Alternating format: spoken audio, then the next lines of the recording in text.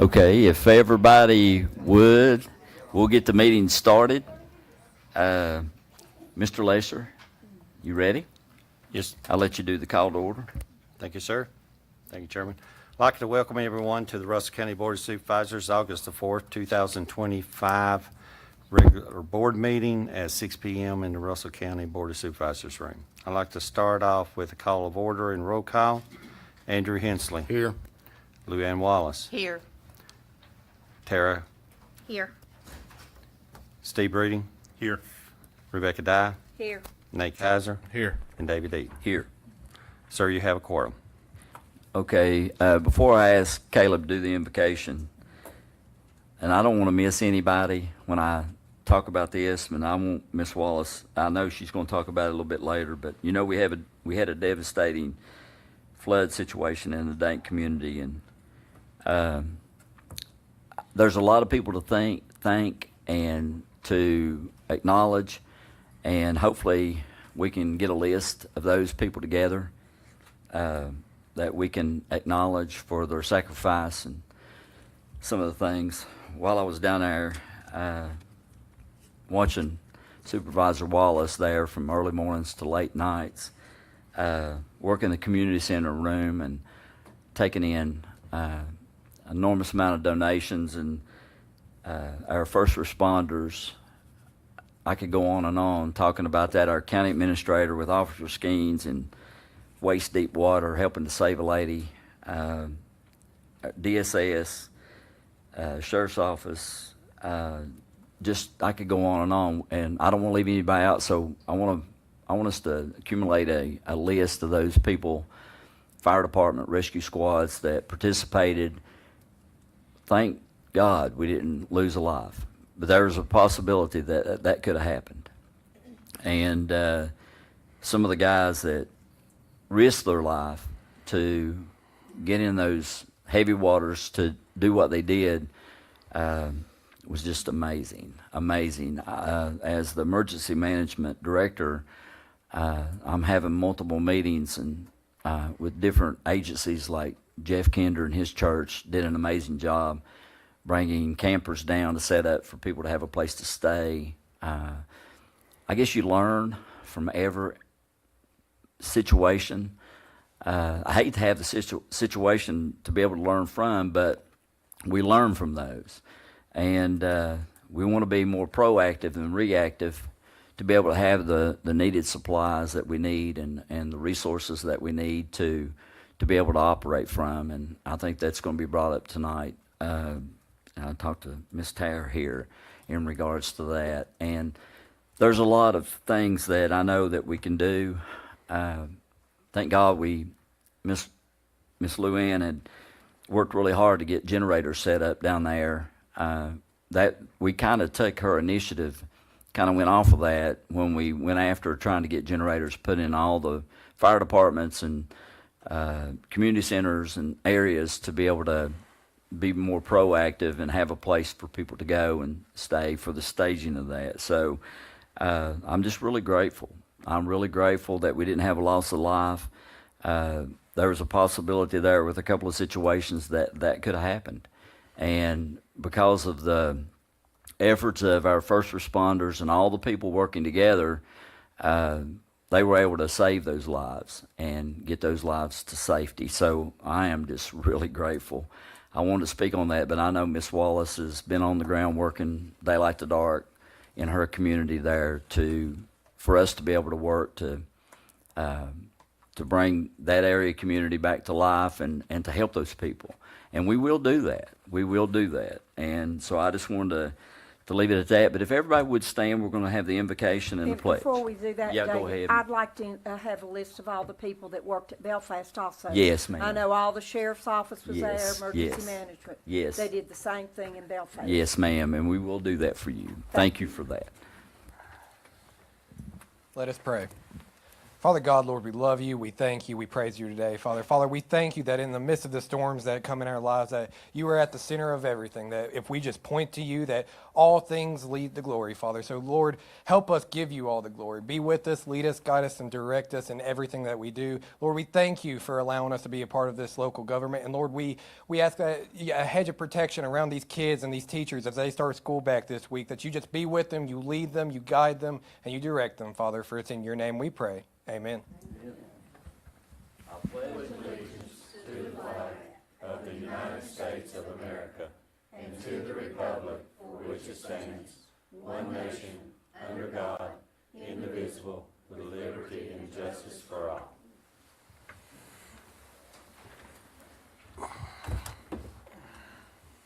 Okay, we have the approval of the agenda, and I think we have some amendments to the agenda. Yes, sir. Mr. Chairman, I've got several changes that need, well, not changes, but additions to the agenda.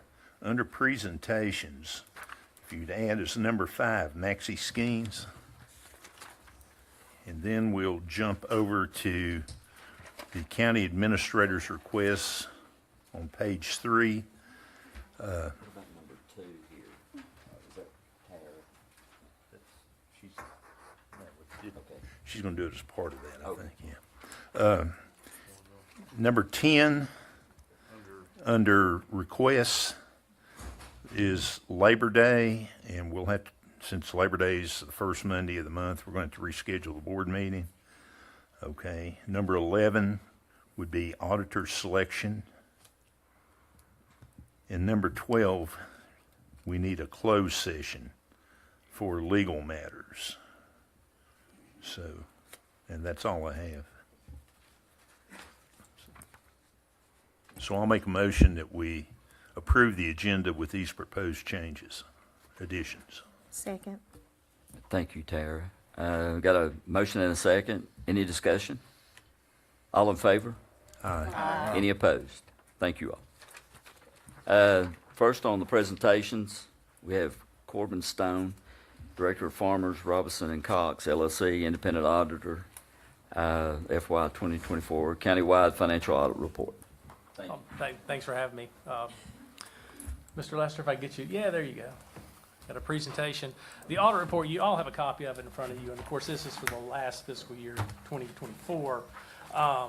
It's 143 pages, so we're not going to go through the entire document tonight. But I'm going to go an overview of the audit results and a brief explanation of the financial statements, go over some trend information, review of the county fund balance, general fund balance, audit findings, recommendations, and then upcoming standards from the Government Accounting Standards Board. Next page. Yeah. So in the audit report, these are just, and hopefully everybody has a copy of this handout also in front of them, not just on the screen. On this page, I'm just telling you where some key information is. One thing I want to point out, Exhibit 1 is called the Statement of Net Position, and we take all assets of the county, buildings, cars, everything, subtract all liabilities of the county to come back to you, what you're worth, okay? Now, you're not going to sell all your properties to fund operations. So when you look at those numbers, realize that all those assets include everything, capital assets as well as cash and investments and so forth. And that is a statement of net position. What I key in on is the balance sheet, which is Exhibit 3, and that's really a modified cash basis or modified accrual accounting, where we're just looking at short term. We're looking at how much short-term assets, which are assets that are going to be converted to cash or cash equivalents within a year, and liabilities you're going to have to pay off within a year. Then finally, on page 134, we have the Government Accounting Standards opinion. We have your federal compliance opinion on 136 and schedule of findings and question cost on 141. We didn't have any question cost this year. We did have a finding that is reported to you in that final report. 6-year trend information. Of course, this is going to pick up all the years of the pandemic. And you can see revenues grew at 3.9% in the general fund annual basis. So that's the compounded annual growth rate. That doesn't include, you had an ARPA's fund and a CARES fund. So this is just the general fund. So those, basically your locally generated revenue, your normal federal and state revenue, overall you grew by about 3.9%. The next page, yep, there, you're already there. We're showing expenditures. Expenditures grew by a little bit less than that, 2.9%. Debt service grew a little bit over the time, but I think that's kind of going to stabilize for you. You've got a debt coming off the books. And of course, the new courthouse debt will be coming on with principal payments soon. At the end of the day, the ending fund balance for the general fund grew from 2019 from about $6.3 million to $10 million. And we'll talk about that a little bit more in another slide. But pretty good growth in that ending fund balance, but we've had a little bit of inflation. So we want to relate that back to your expenditures. The other thing I want to point out, not included in the general fund, these county cares and ARPA expenditures. And you can see in 2024, just under $4.1 million. So what we saw after the Great Recession, which was 2007, 2008, federal funding really ramped up, and local governments got a lot of federal funding. Then once it was over, it dropped back down, and it dropped back down to levels that were in place prior to the Great Recession. So you have this big spike up, just a one-time funding, and it drops back down. We expect to see the same thing after COVID. We expect eventually this money to kind of wash through the system, and your funding, federal and state funding, will be about the same as it was before COVID. The next page, I just had graphs to show, or really pie chart, to show you kind of general fund revenues and expenditures and where your primary revenues and expenditures go. Primary revenues, local taxes, and state aid. If we did this, if we looked back 10 or 15 years, what you would see is that the local taxes portion of your budget would be a little bit less. So state aid in general, state and federal aid in general, has kind of been slowing down over time, meaning more local dollars get used. And if you look at almost any locality in the state of Virginia, you see that trend. Pretty much every locality, you'll see that trend. Just a greater reliance on local dollars as opposed to state and federal. The next page, I'm just graphing out expenditures, or showing you a pie chart of expenditures. Where does your money go?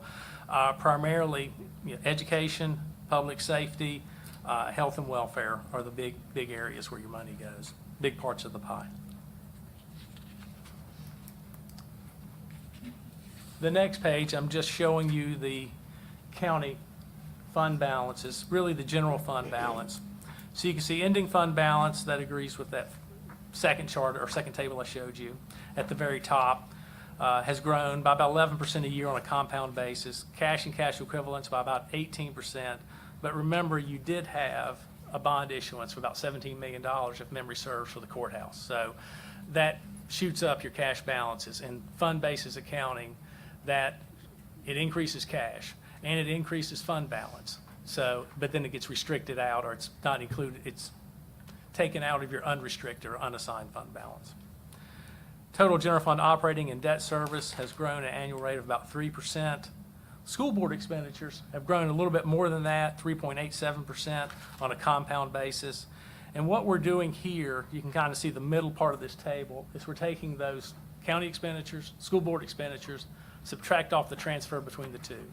These are really your primary funds, if you will, the school fund and the general fund. Then we compare it back to expenditures. So ending total fund balance as a percent of expenditures was 12.75%. Ending cash balance as a percent of expenditures was about 9%. And then we have unassigned fund balance down there. And unassigned is something that's not set aside for any specific purpose. In other words, it's free to use for operations or to meet your cash flow needs more than anything else. That stood at about 10% of those expenditure numbers. So even though fund balance grew, and even unassigned fund balance grew, because expenditures were growing, as a percentage of expenditures, it just wasn't as much as you would have thought. We were at 8% back in 19, we're at just 10.7% today. To put that in perspective, you think, well, how much is that? Well, 10% of a year is 5.2 weeks. So you had enough cash, enough unreserved fund balance on hand to make it 5.2 weeks at the end of the year, roughly 5.3 weeks. So it's not a tremendous amount when you think about the bills you're paying at the school board and at the county. Then below that, I show you something along those lines of, we got this big chunk of money from the federal government during the pandemic. The school board also got a big chunk of money during the pandemic. Just showing you their federal funding. Back in 2019, it was about $5.5 million. It went all the way up to $14 million, and now it's come back down. It's at $8 million. if I look back, and the only thing I can look back at is the Great Recession. School boards saw funding spike up during the Great Recession. It actually dropped back down to levels it was before the Great Recession. We had a lot of school boards that were getting federal funding at a level back right before the pandemic. Their federal funding level was about the same as it was 10 years prior. So it's pretty amazing. And so when I talk about we're relying more on local dollars, it's the county, but it's also the school boards. The next page, just the review of the comments and findings we had. We did recommend some journal entries in the financial statements. And the financial statements we talked earlier today are becoming more and more complicated with new accounting standards. We did recommend some material entries, so you do have a finding in the back of the report saying your auditors recommended material entries. That's becoming a more and more common finding, and we're seeing that in a lot of places just because of the complexity of these standards. And it's hard to put together 143 pages worth of financial information. Other recommendations were just to make sure everyone fills out their statement of economic interest completely. It's a hard form to fill out. You check a box here and you have to do Schedule C or Schedule F. Or just maybe have someone review all of those each year. Make sure your budget advertisements are published 7 days prior to the public hearing. And one recommendation for the school board, and it's more from a cash flow standpoint than anything else, reconcile your federal expenditures. You might keep a department for, say, the Title I program. Reconcile that to what you're requesting for reimbursement. Not that you're not going to request everything that's due to you, because they pretty much are going to they get a budget and they're going to spend all of it. But you want to get it as quickly as possible, because interest rates are up. So we want to get that money back and in the bank so you guys can earn a little bit of interest on it. Prior to the last couple of years, if you got it back, you were going to earn 0.2–0.3%, but now we're closer to 4 or 5. And that really goes for all federal, state programs that are on a reimbursement basis. As soon as you spend those dollars, try to get that money back in so the treasurer can get it invested. The next is just the upcoming standards from GASB, stands for Governmental Accounting Standards Board.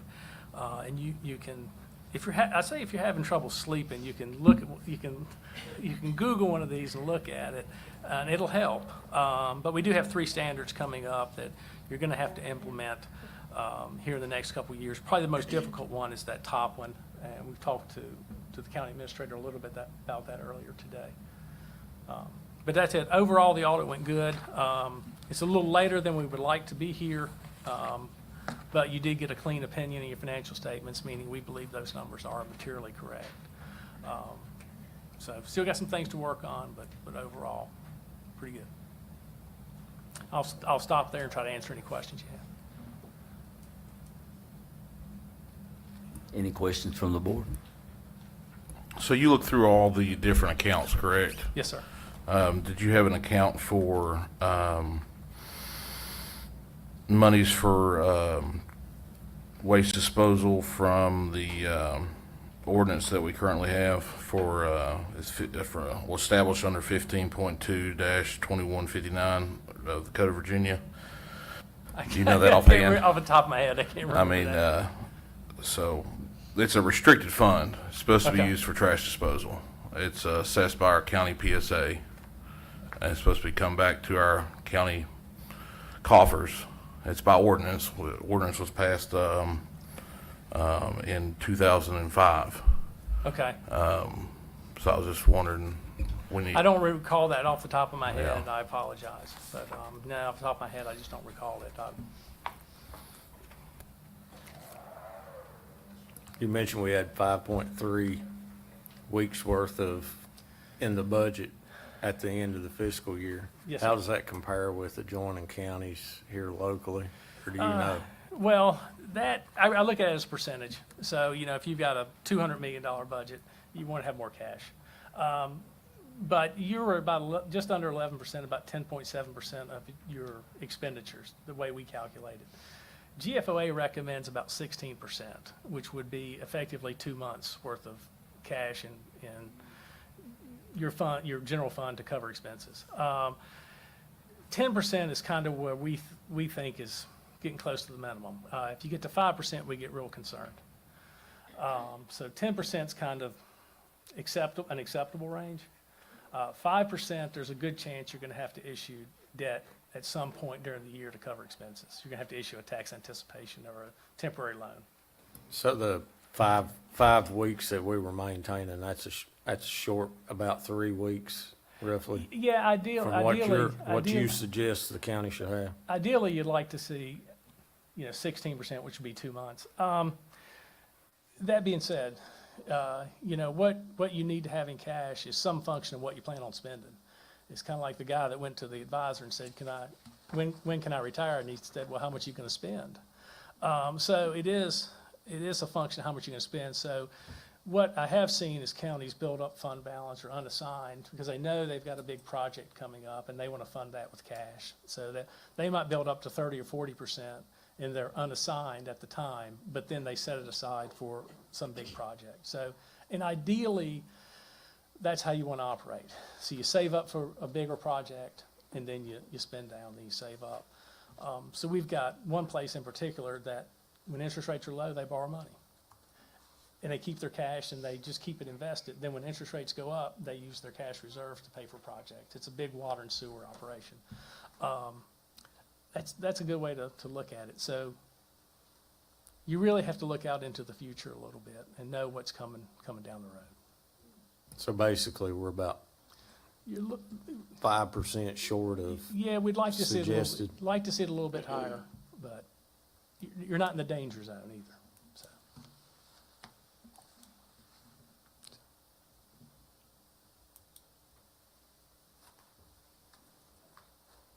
Any other questions? Thank you all. Oh, it's my pleasure. Thank you so much. You're absolutely welcome. And our contact information is on the front of that handout. So we're here to serve the board. So if you do have questions, let us know. Okay, Thank thank you.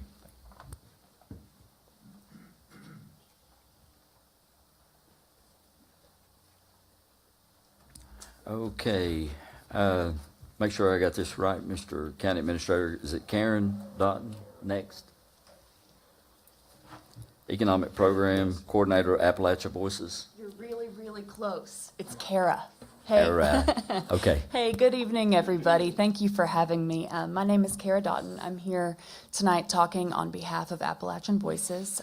This isn't really a request for anything monetary or formal, but I did just want to kind of give you all some highlights from the past little bit of Appalachian Voices partnering with both Russell County and then also specifically the work that we've been doing in tandem with Ms. Wallace in Daint. I did send a presentation, but it's okay if it's not able to be pulled up.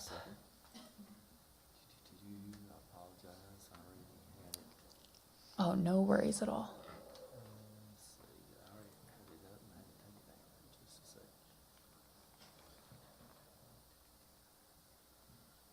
It might be the one called BOS Russell County.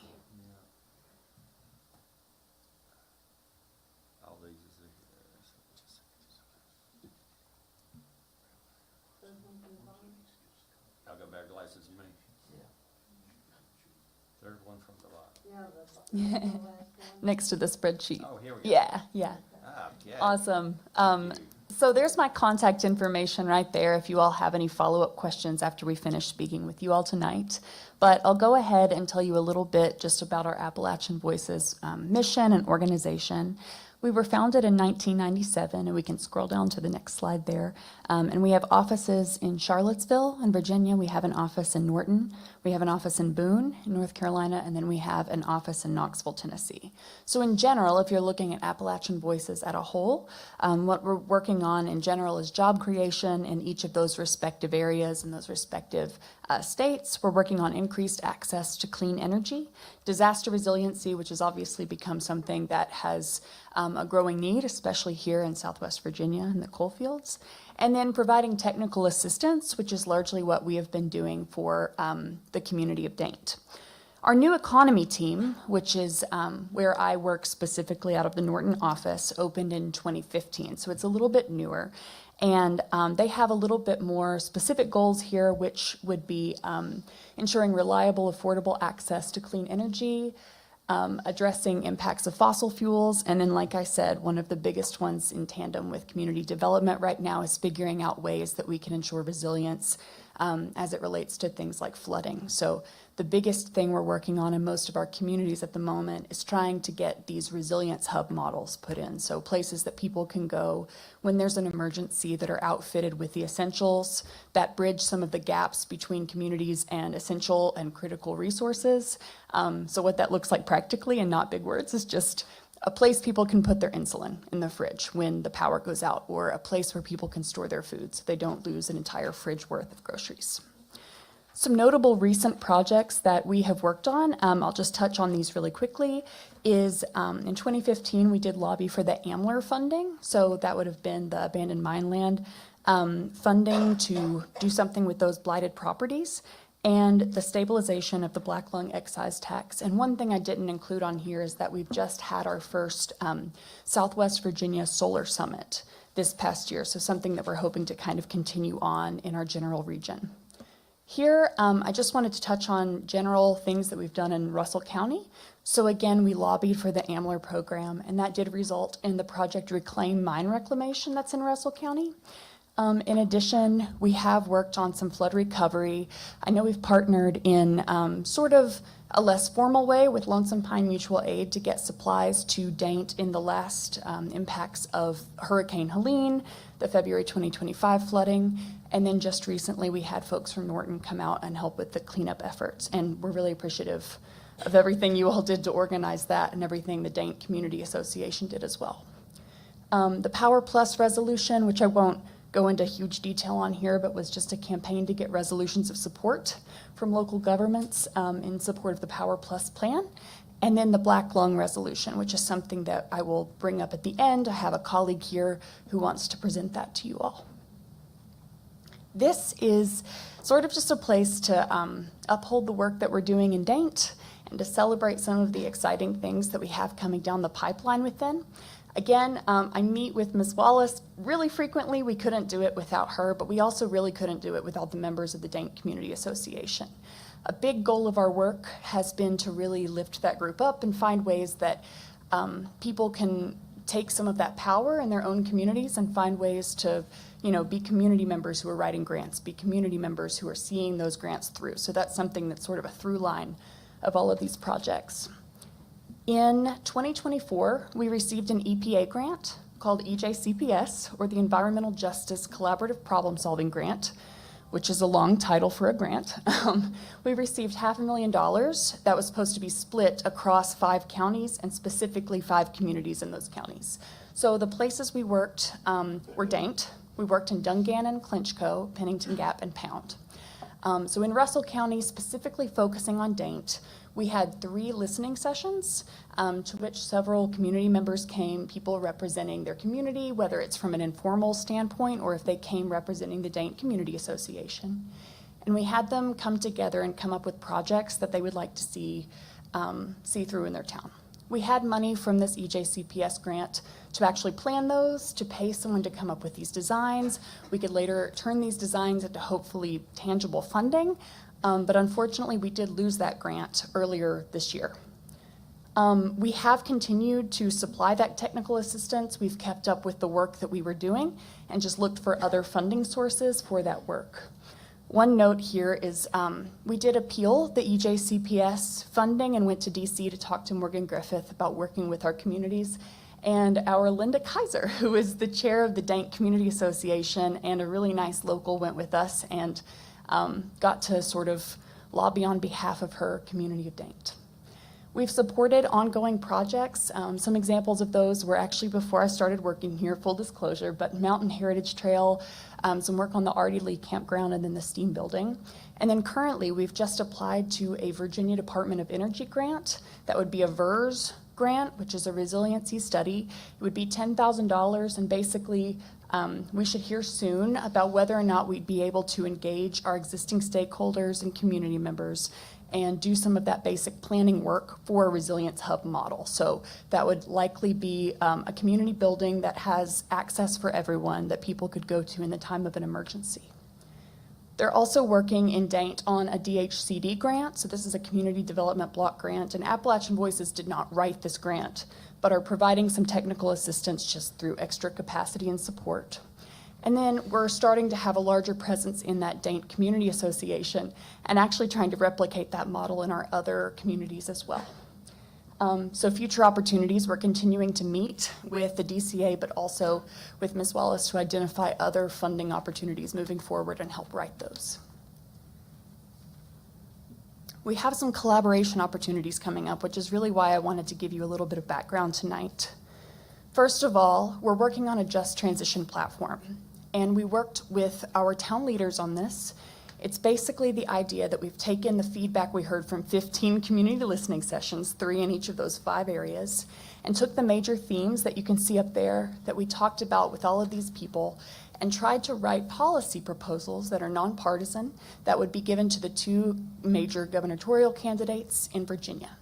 So these things that came up, especially in Dane and our other communities for our listening sessions, were dilapidated buildings and brownfields, blighted properties, economic development and growth, energy, which is a very broad category, very important to our area, environmental protections, and then added in there flooding resiliency and access to healthcare.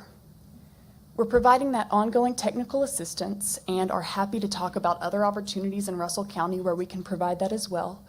We're following through with our Community Strong model, which came out of that EJCPS grant. And then lastly, we're also presenting tonight a Black Lung resolution. So I'd like to invite my colleague Annie Jane Cotton to talk a little bit about what that is. Thank you.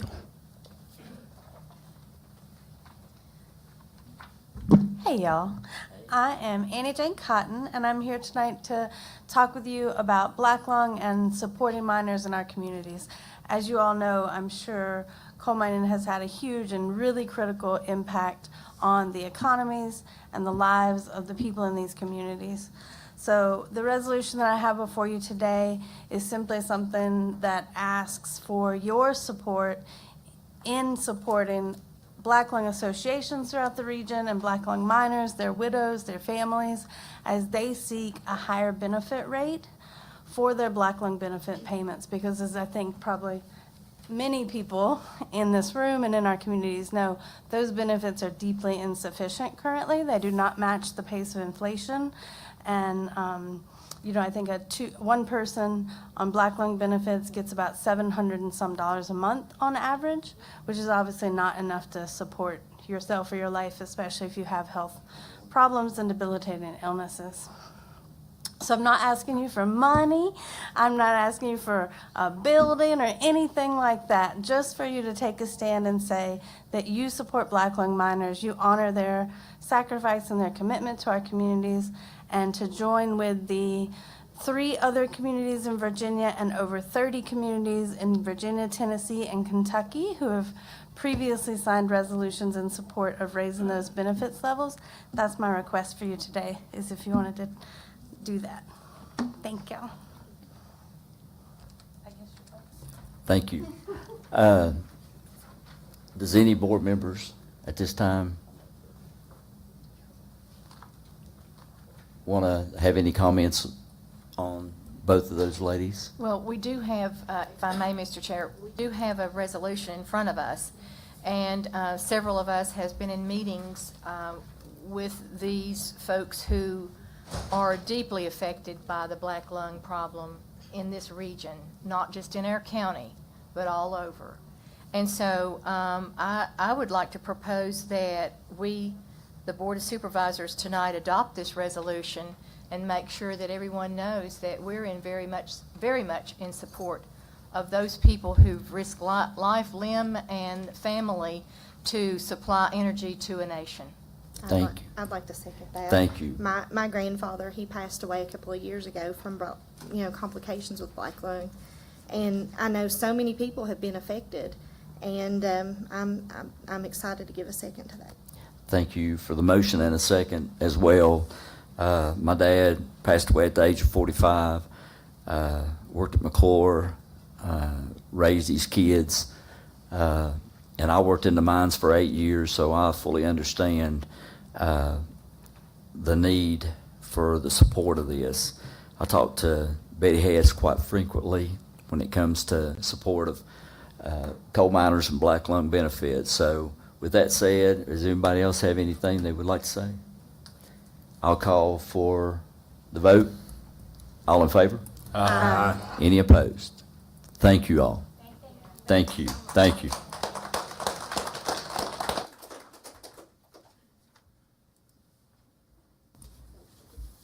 Okay, now, line 3, we have Kelly Miller, Department, I can say that, Kelly Miller. I can get that one right.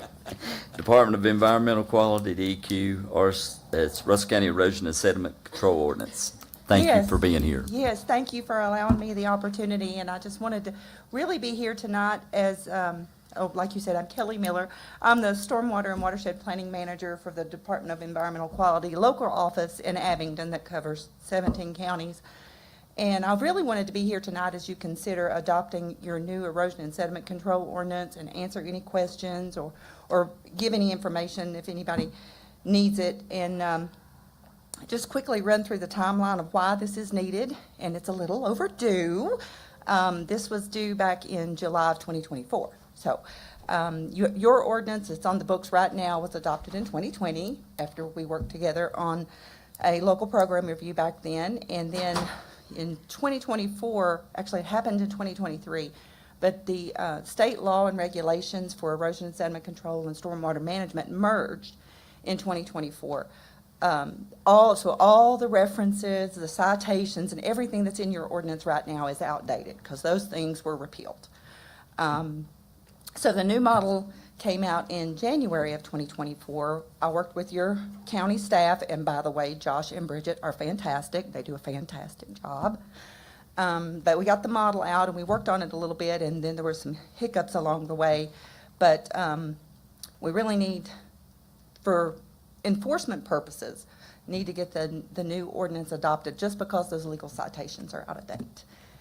Some other things that are pretty exciting, the General Assembly recognized the role of agriculture, and they made certain more allowances for agriculture in the new state law and regulations that aren't in the one that you have in the books right now. So adopting this one will actually make it easier for farmers. So that's pretty important. We have agreement in lieu of a structure, in lieu of a plan for farm structures and things that are allowed now. And I have examples if anybody wants to see that. Other than that, I don't, if you need any information, I'm here. If there's questions during the public hearing, I'm here. And if anybody has any questions now, I'd welcome them. Those changes to the farm, that took place July 1, right? In 2023. So the General Assembly adopted it in 2023, and it came into effect. If the county had updated their ordinances, it would have went into effect July 1st. But now, y'all get it adopted now, and it'll go into effect now. Thank you. All right, thank you all. Thank you.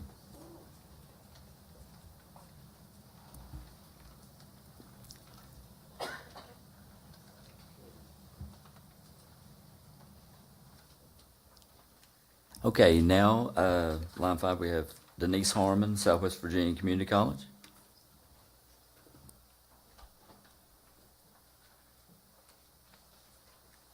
Hey, Denise. Hey, thank you, David.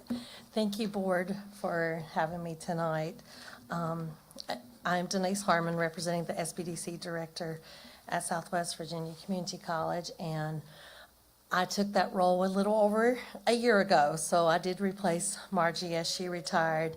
I came from a family of small business. My parents were in business for 50 years, and me and my husband had our business for 14 years, so my heart and love for small businesses is great. So as representing that part of the SBDC Center, I cover Russell, Buchanan, Tazewell, and part of Dickinson County. So I have really been trying to come to the government center here and just kind of like awareness. I know the SBDC has been around for a long time, but being a small business myself, owner, I realized how much that more I need to be out there because I did not even know about the SBDC Center myself. So just kind of really kind of letting that be known. But what I'm here tonight for is we have an opportunity, the 4 SBDC centers, which is considered the Southwest region of Go Virginia Region 1, and that is Virginia Highlands, Mountain Empire, myself, and Blue Ridge Crossroads Center. And we are preparing a joint application for the Go Virginia Helene Business Recovery Incentive Program. And as we all know, there is disasters after disasters after disasters happening. This proposed SBDC project request that we're working on is $250,000. And each of us SBDC centers are asking for our funding for our portion on the 2-to-1 match. And so I have reached out to my counties, and so I've got Tazewell County and Dickinson counties already signed their letter of support and on board. So I'm here tonight presenting and getting ready to present to Buchanan County by Zoom when I get through here. So this project, what we're trying to do, this is over a 2-year period with Go Virginia. And we know that businesses have really struggled in resilience and really trying to help them through these disasters. And what we're hearing at the SBDC Center is a lot of these businesses were not prepared. So what can we do to help them to start preparing for these kind of disasters, whether it's their employees in needing a handbook for their employees to know how to do. I heard tonight about the generator. That is true. So many businesses were struggling with that, really was not prepared, whether it was flooding, whether it was maybe they were buying a product from someone else and then that business got hit. So we're just hearing all kinds of things. And so with these funds, we're trying to look at what can we help these businesses to be stronger and to have more collaborative networking to be able to survive through these disasters. And so we would do definitely advising one-on-one, do some workshops.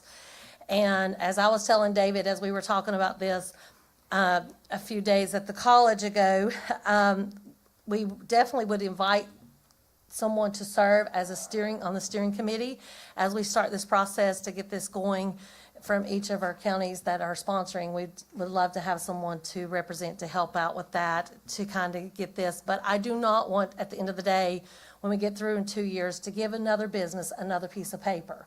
So what really could we help them with? And I really was thinking about providing them with a flash drive with some documents that they would have ready, accessible, and I know power might be out, but yet if they've attended workshops and trainings, they have it here, but they would have access through it in a flash drive to be able to have those kind of things.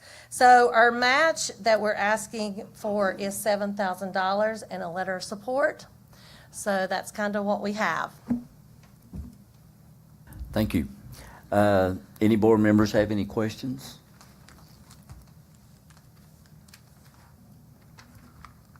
Well, I may. Yes, you go right ahead. So if I may. The thing that I'm curious about is, so these folks are real business owners. They have done a plan with you.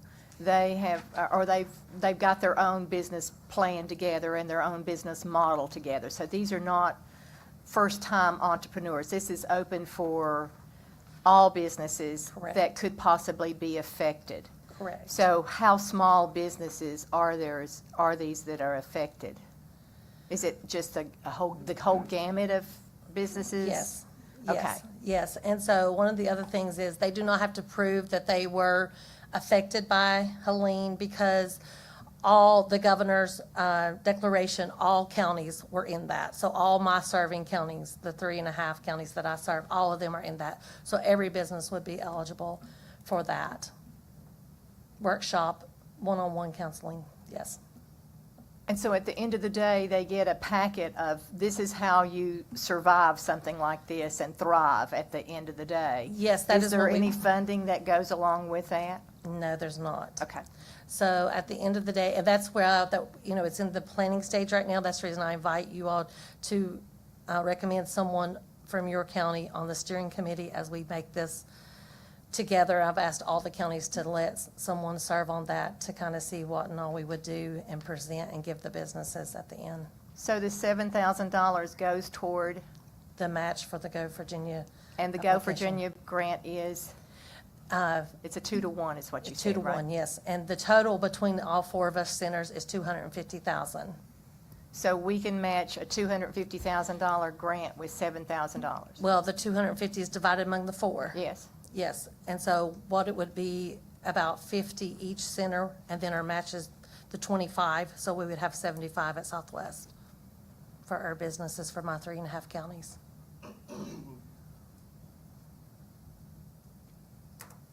A little over 75.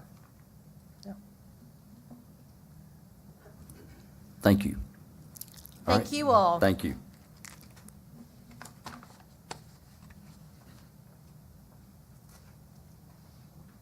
That'll give the board, I guess, something to think about as we go through the agenda.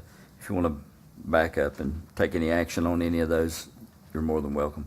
Number 5 is Maxi Schemes.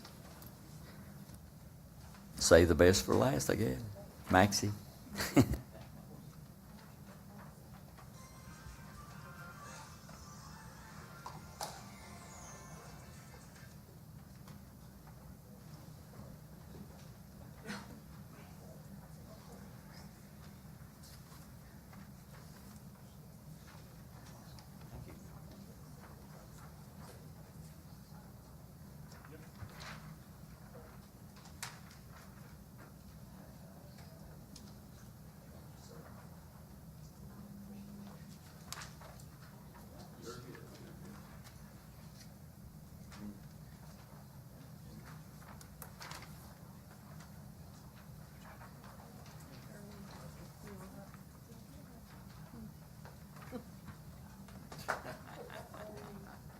Are you going to run this time? I am. I am. I am. You are? I am. I'm Maxie Skeens with Cleveland Life Saving Crew, and I am here tonight to ask you all for a piece of equipment that is very badly needed with all of this flooding that's been going on. During the recent flooding events in Belfast, the water rescue team performed best evacuations and rescue measures. During the recent flooding events, and the water rescue team was instrumental in saving 2 lives and evacuating multiple other people in the area. During a flooding event in Cleveland, 2 people were rescued from a vehicle that was stranded in the Clinch River. And then we also assisted in Dante, and there was 3 people there that we rescued. We have, currently we have 17 members trained in swiftwater rescue awareness and 5 as swiftwater rescue operators, with 8 more scheduled to take the operations program through the Virginia Department of Fire Programs in September. All the rescue events, the team has used our existing John boats, which are perfect for recovery operations in a lake but are not stable in rising floodwaters.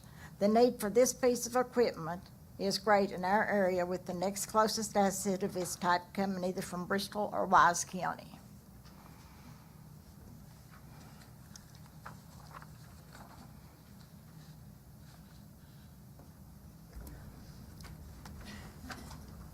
Mr. Eaton, may I ask some questions? Yes, you sure can, honey. All right. Where will this be stored? We stored at Cleveland. We have got a water rescue truck. It's got all the equipment on it. This is the piece that we really need now to complete that. Well, do you share this? Do you go Yes. to all the flooding in the We go county anywhere in from the one end county. to the other? Yes, the whole county. Just to give y'all an update, the Cleveland. Does the sheriff have one of these? No. No. We had 15 people in Dante working on that Friday night. And they're the only certified unit. And we're the only And certified have you worked with the Southern Baptist Association that's been helping down at Dante? Do they have any? Did they work with you any? They didn't have any of these boats They down didn't now. have- Richlands had one, Okay. but they didn't get there until we got the people out of After the you water. already got them? Yeah. Okay. Richlands does have one of the boats, but they Yeah, didn't get but there in time. We need one here, And right? the same Yeah. way at Belfast, we got there and had the people out of the water before they got there with their boats. Yeah. Now, Right. Maxie, this, on the front here, it says this boat, 3,895, and then you've got this back here. Is that on the front, is that counting all this stuff here too? Because this, Additional, me and Tara was talking. Yeah. That'll be separate. that'll be separate, okay. The boat's the first part. Is these part, something you, That's part of it too. We could use that. okay, that's what I was asking. Yes. Stop. Yes. Yeah, because we want to make sure we, Right, you sure, know. he knows more about that. During the Dane event, and and Bryant and I were there. The first ones that in was Cleveland and Big Rock. So they were the first ones in, and they were the only certified one. And here's the one that. There's my Is buddy. that in- is that I put him on the included in the spot. 3,800? Here's the one they're doing the it. total, that's the total of the boat, 39. These other accessories. Yeah, This right here is what we was looking at. We wanted to, Those are not included in that price, I don't think. so these are separate.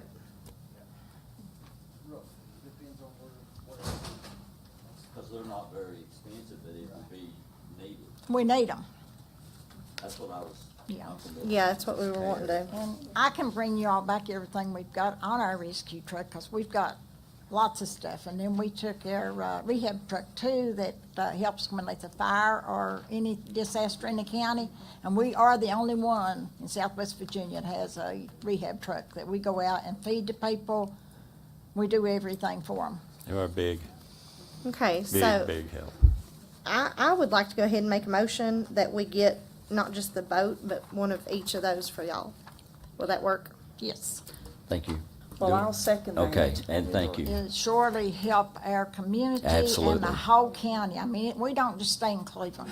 We go anywhere that anybody calls and asks us to come. We, And all And our we boys are thank free. y'all for doing All our what you boys do. are free.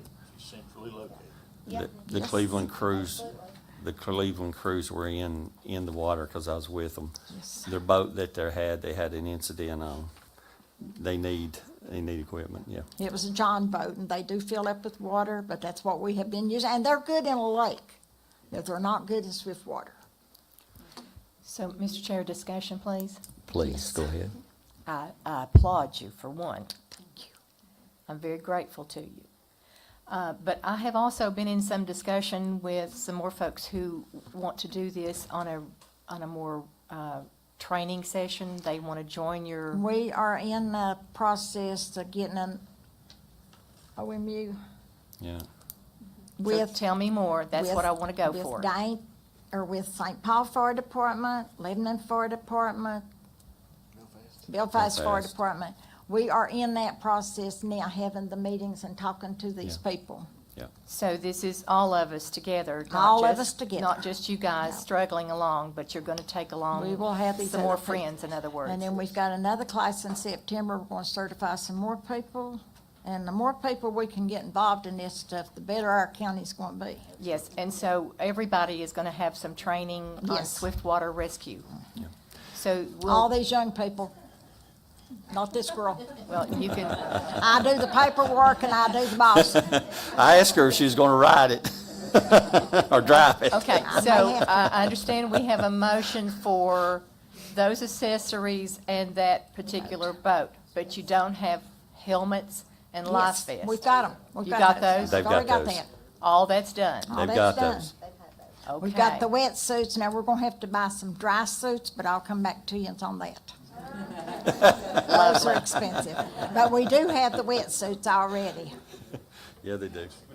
Okay, so we're putting together a swiftwater rescue team No, of we've folks. got it, but we're going But- countywide with it. Yes, that's what I meant, Yes. is the whole team. Yeah. And thank you again. I'll bring you all back. We know what you guys A did. copy of the, Yeah, because Fine, we'll get when it Cleveland typed up. was there and Big Rock came in, the more that we've got in-house, we could do more with it.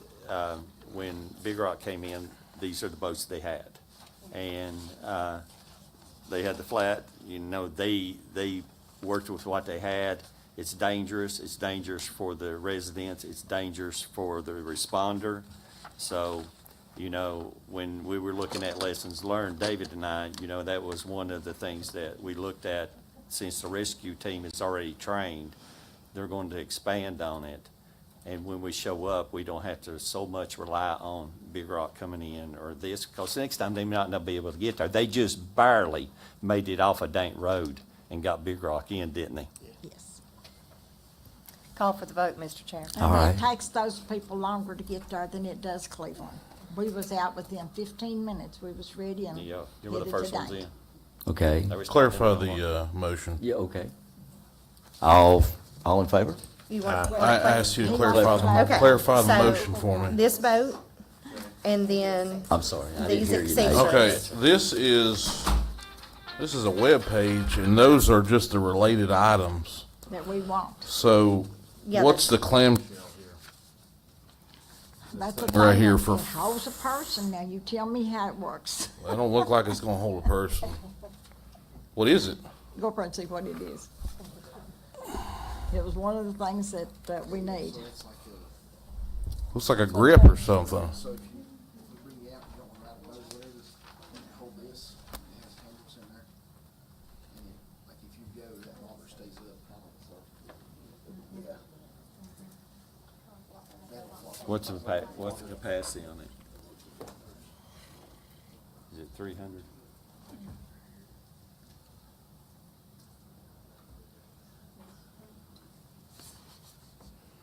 Let's see, has it got? It's an inflatable repairs. That was, So I'm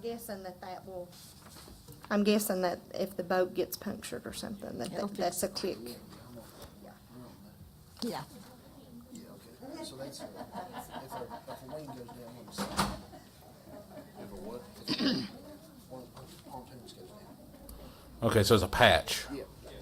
You throw it on the Okay. side, and it acts as a patch. All right, so we got a patch, one bag of repair kit. PMI rope pack. Right, okay, so that's a 150-foot throw rope. Okay. So if your boat moves and float down the river, right? Yeah, gotcha. A NSR rescue sled. Well, see, that's the boat. That's not the boat. That's So something that's- different. What that is something that you can pull behind another boat or pull. Okay. And then a bag for the boats.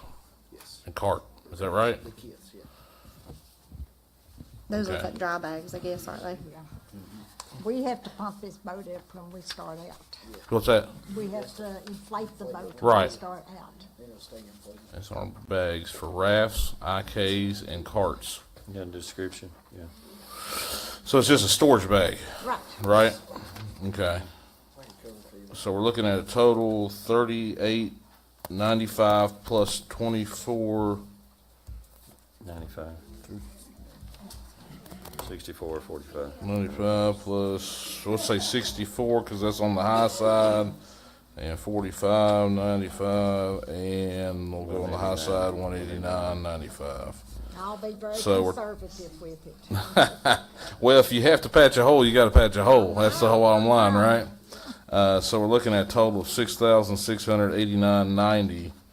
Now, is there anything needed additional with that rescue sled? Because that, again, is just, again, this is a printout from a website, and the bottom says related products, and it's just showing you, like a search engine does, hey, these are the things, if you're interested in this, you may like these too. So that's what I'm saying. Did you select these items, or did they just pop up on the list? We selected those. Okay. And is there anything else you need? Well, not today. But Not today, but you might be back next month, all right? No, I will be coming back. Yeah. She's already said she's gonna be back next. So I just want to make sure we're clear on what we're voting on here. We're getting this stuff now because Right. we really need it. No, I agree. will The come boat- Back for the dry suit. Yeah, the boat's definitely needed. Just wanted to make sure we were all clear on all How the much is the dry accoutrements suits? that we're adding on here. How much are the dry suits, Maxie? How much was it? Billy, how much was the dry They're suit? like 1,100, ain't they? Per But we're person? not adding those now. We'll get Would it those. not be a We've better- We've got the wetsuits. Would it not be a better expenditure to forego the sled and get some dry suits? We could get 2 dry suits for the price of the sled. Well, we've got the wetsuits. We've already got wetsuits. The sled is Anybody that more does- important than the dry. Dry suits right now. Anybody that knows anything about Swiftwater Rescue knows we have to have the wetsuits. Okay. And we've got the boots that goes with them, that goes in the water. They're not boots they wear out here. It's water boots that they have to have. We've got all that. We've got all the helmets. We've got Okay. everything like that. We've got all the rope. We lost some rope and dang, but our never is. Well, when we had when we transported the one, Brian will tell you, and you will too, because you pulled it out, based off the size of the patient or resident, that when it came out, that sled would came in real handy, wouldn't it, guys? I mean, that was, She because if you, because She what, was a 400-pound lady, and when they got her out on the thing that we've got now, The that boat we brought wouldn't her out on, sustain it. the porch broke off. And down went our members with her, Right. but they saved her. This boat's got a capacity of, 2,395 pounds. That's impressive. What's the raft's capacity? Do we know? I don't know. I didn't know you was gonna ask me all this later. I'd have had it looked up and I had it. I mean, I'm not gonna spend money willy-nilly without knowing what I'm spending it on. And it's all right, I'll look it Well, it's up all here. needed, I can guarantee you that. Yeah, it is. Yeah, most of it's 6-person. SQ 115 sled. it's probably got a 350-pound capacity easy. We had one patient, it was 400 pounds. Say 4, it was based off the length, 400 pounds. 400 pounds. It says designed to accommodate 2 rescuers and 1 victim, but can easily float 4 to 5 people. Yeah. So I'm guessing, float them and you lead them or attach it to Do something. you get them to where you need to have them safely? Right. And my boys will do it safely. I have no doubt. I have no doubt on that. I can't do the water, but I can do the bossing.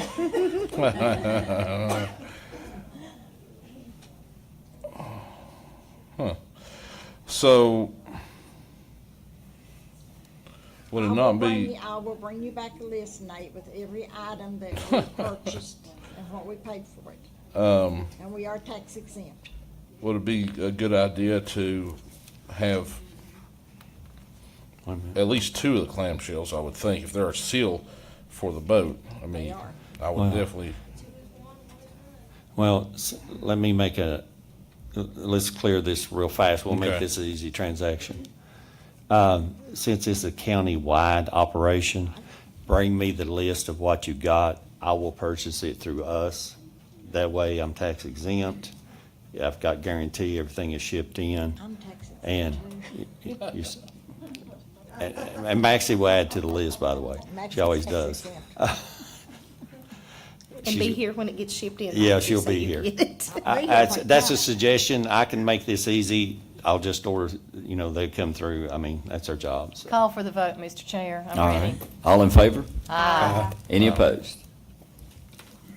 Thank you all. Mr. Chair, I kind of have a request in regard to this. There's a wealth of churches and people that want to help in the community, just like what y'all are doing. Help Dane, help Belfast. When the hurricane happened, it was overwhelming. The people that was wanting to help and didn't know how to help. Right. This might be an opportunity for us to reach out to our Christian Coalition and Ministerial Association. And I know time is of the essence, something like this. It might rain tonight. This is, But but I will go with you. If we could get anytime our churches and tell 'em. and let them know that this is needed in the community, if they'd like to make an offering to help pay for this, then that's a way that they can help. And because people really want to help, and it tends to be like that people will come to government for help. And I understand it's hard. We've got, how many churches in the county? Hundreds probably. They're everywhere. To reach out to every church. But if we could start passing that to our churches and let these people see where the help is needed, which is There's with gonna you be- all right there's now. gonna be more I of think it that down the the money road. can come through if our county administrator would be okay passing that along to those groups. I'd appreciate it. Thank you, Andrew. It passed, and we really are grateful. I'll And get the order. I was hoping Marcus wouldn't get upset with me when I put him on the spot down there to get on WCYB and WJHL, but Billy worked his butt off. He's And back there, Billy. too. I Brian know. worked his butt off. I know. Lonzo can tell you the ones that did. I know, I appreciate that. And I had 2 grandsons down there. I know, and we appreciate you so much. Thank you.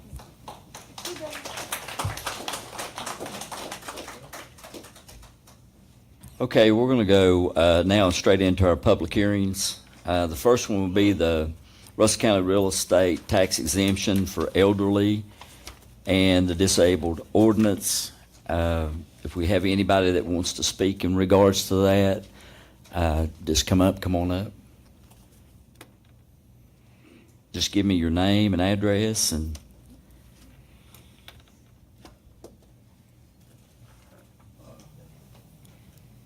Dr. Mark Madney. I'm 143 Vine, Lebanon. I don't know what you've decided. I figured you'd read that out before we come up to speak, but I've had some seniors address me online, and I mentioned it to you earlier. Your deadline, current deadline is what, March 1st? And I've already had seniors contact me and saying, well, they're really interested. They're happy about this elderly and disabled discount, but they can't apply this year. They got their tax bill, now they want to apply.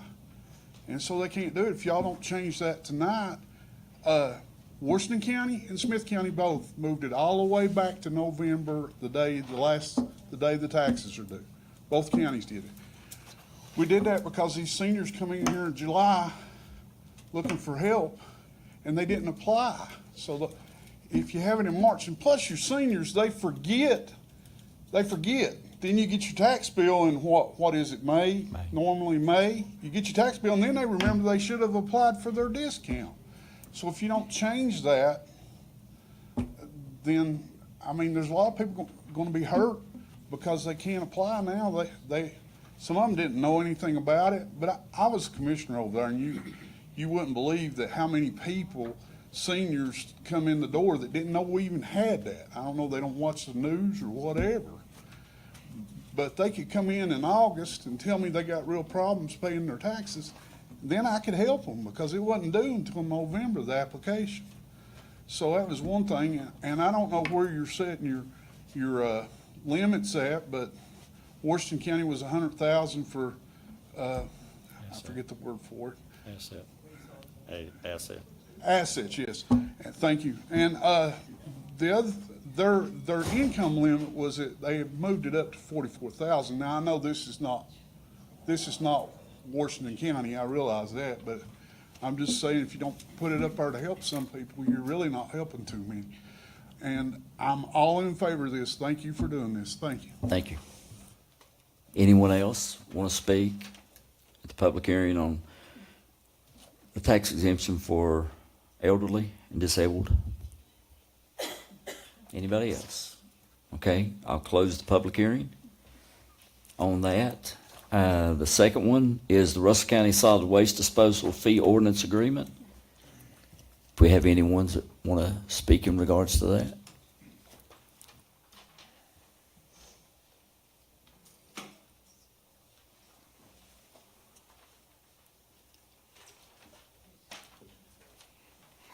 Just wanted to bring to the board's attention that this has been going on now for the last couple of months. We've been talking about this PSA trash thing, and we still don't know how much money is collected, and we still don't know what the money was spent on. I was looking through the package when that came out, the letter from the VRA. It looks like we just got the documents from the VRA that we've been operating under, which is concerning. We've been spending about $700,000 a year for the PSA. That's what's in the budget. And there are two agreements. One's dated January 2021, and one's dated February 8th, 2021. It doesn't seem like we're following either. The January agreement requires that the PSA, before May the 15th of each year, come and justify their needs. And I've talked to several of the board members, the PSA hasn't come. So my question is, before we do this amendment, is why do we need the ordinance? Businesses are paying for their trash when it goes through the transfer station, Cumberland Plateau Waste Management Authority. They're paying for it there, or they're paying a town. So why do we need the ordinance? And if we haven't been managing with the money as how much money we've collected or where it's gone, why is not the board asking for that? I've asked for it, and it's not being provided. So why isn't the board asking for that? Why is there two agreements, not hardly a month, just a little over a month apart, Russell County PSA and Russell County PSA and Russell County, and one of them has VRA, one doesn't have VRA. So it doesn't make sense why there's an agreement that close together and different people signing it, and why we're not following any of it. So before we amend, or before we do this contract, I asked the board to, somebody make a motion to just repeal the ordinance, because obviously it's not being used, it's supposed to be used for trash purposes, and it's obviously not being used for that. So businesses are being billed for a service they're not being provided, which is concerning. And I'm not, there's lawyers in this room, that may be a crime. So you can't bill for a service you're not providing, and so what service has been provided? The county's not picking up anybody's trash. No business is getting their trash picked up by the county.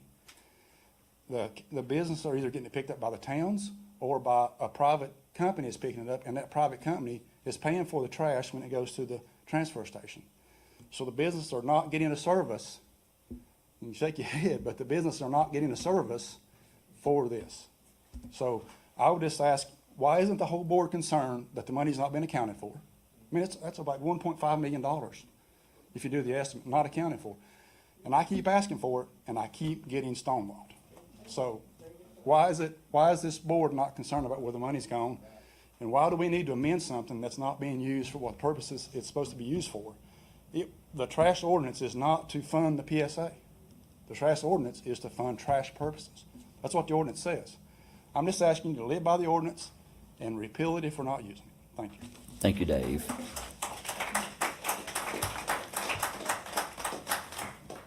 Do we have anyone else?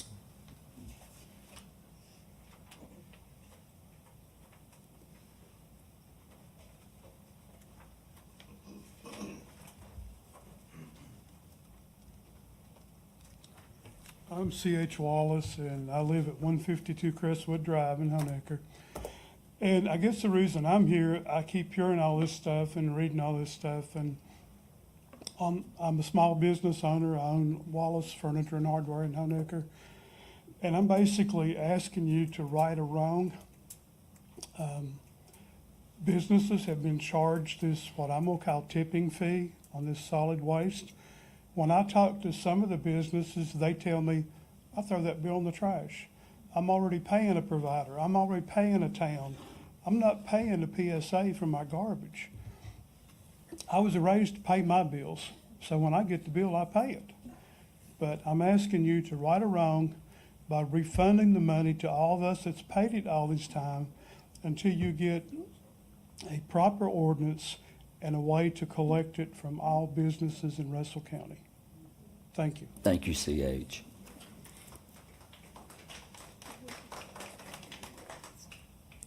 Okay, anyone else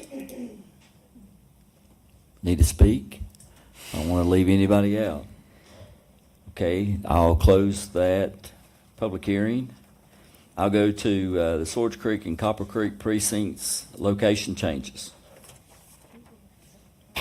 And do we have anybody that wants to speak in regards to the changes of those voting precincts? Anybody at all? Can we just use the community center, Swords Creek? That's the plan. Yes, sir, that's the plan. Yeah, I think I'll go ahead and let the county administrator during the public hearing speak on that. What the Board of Elections has come because of the closing of those schools by the school board, that was actually our precinct locations. So we had to work really fast and quick and hard to make those accommodations. So thank you, Jerry, for bringing that up here in the meeting.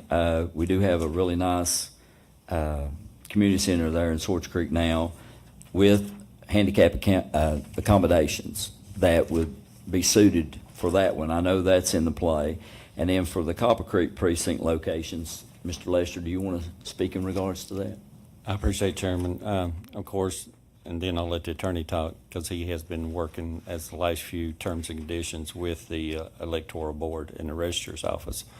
These are changes that are recommended because the schools are closed.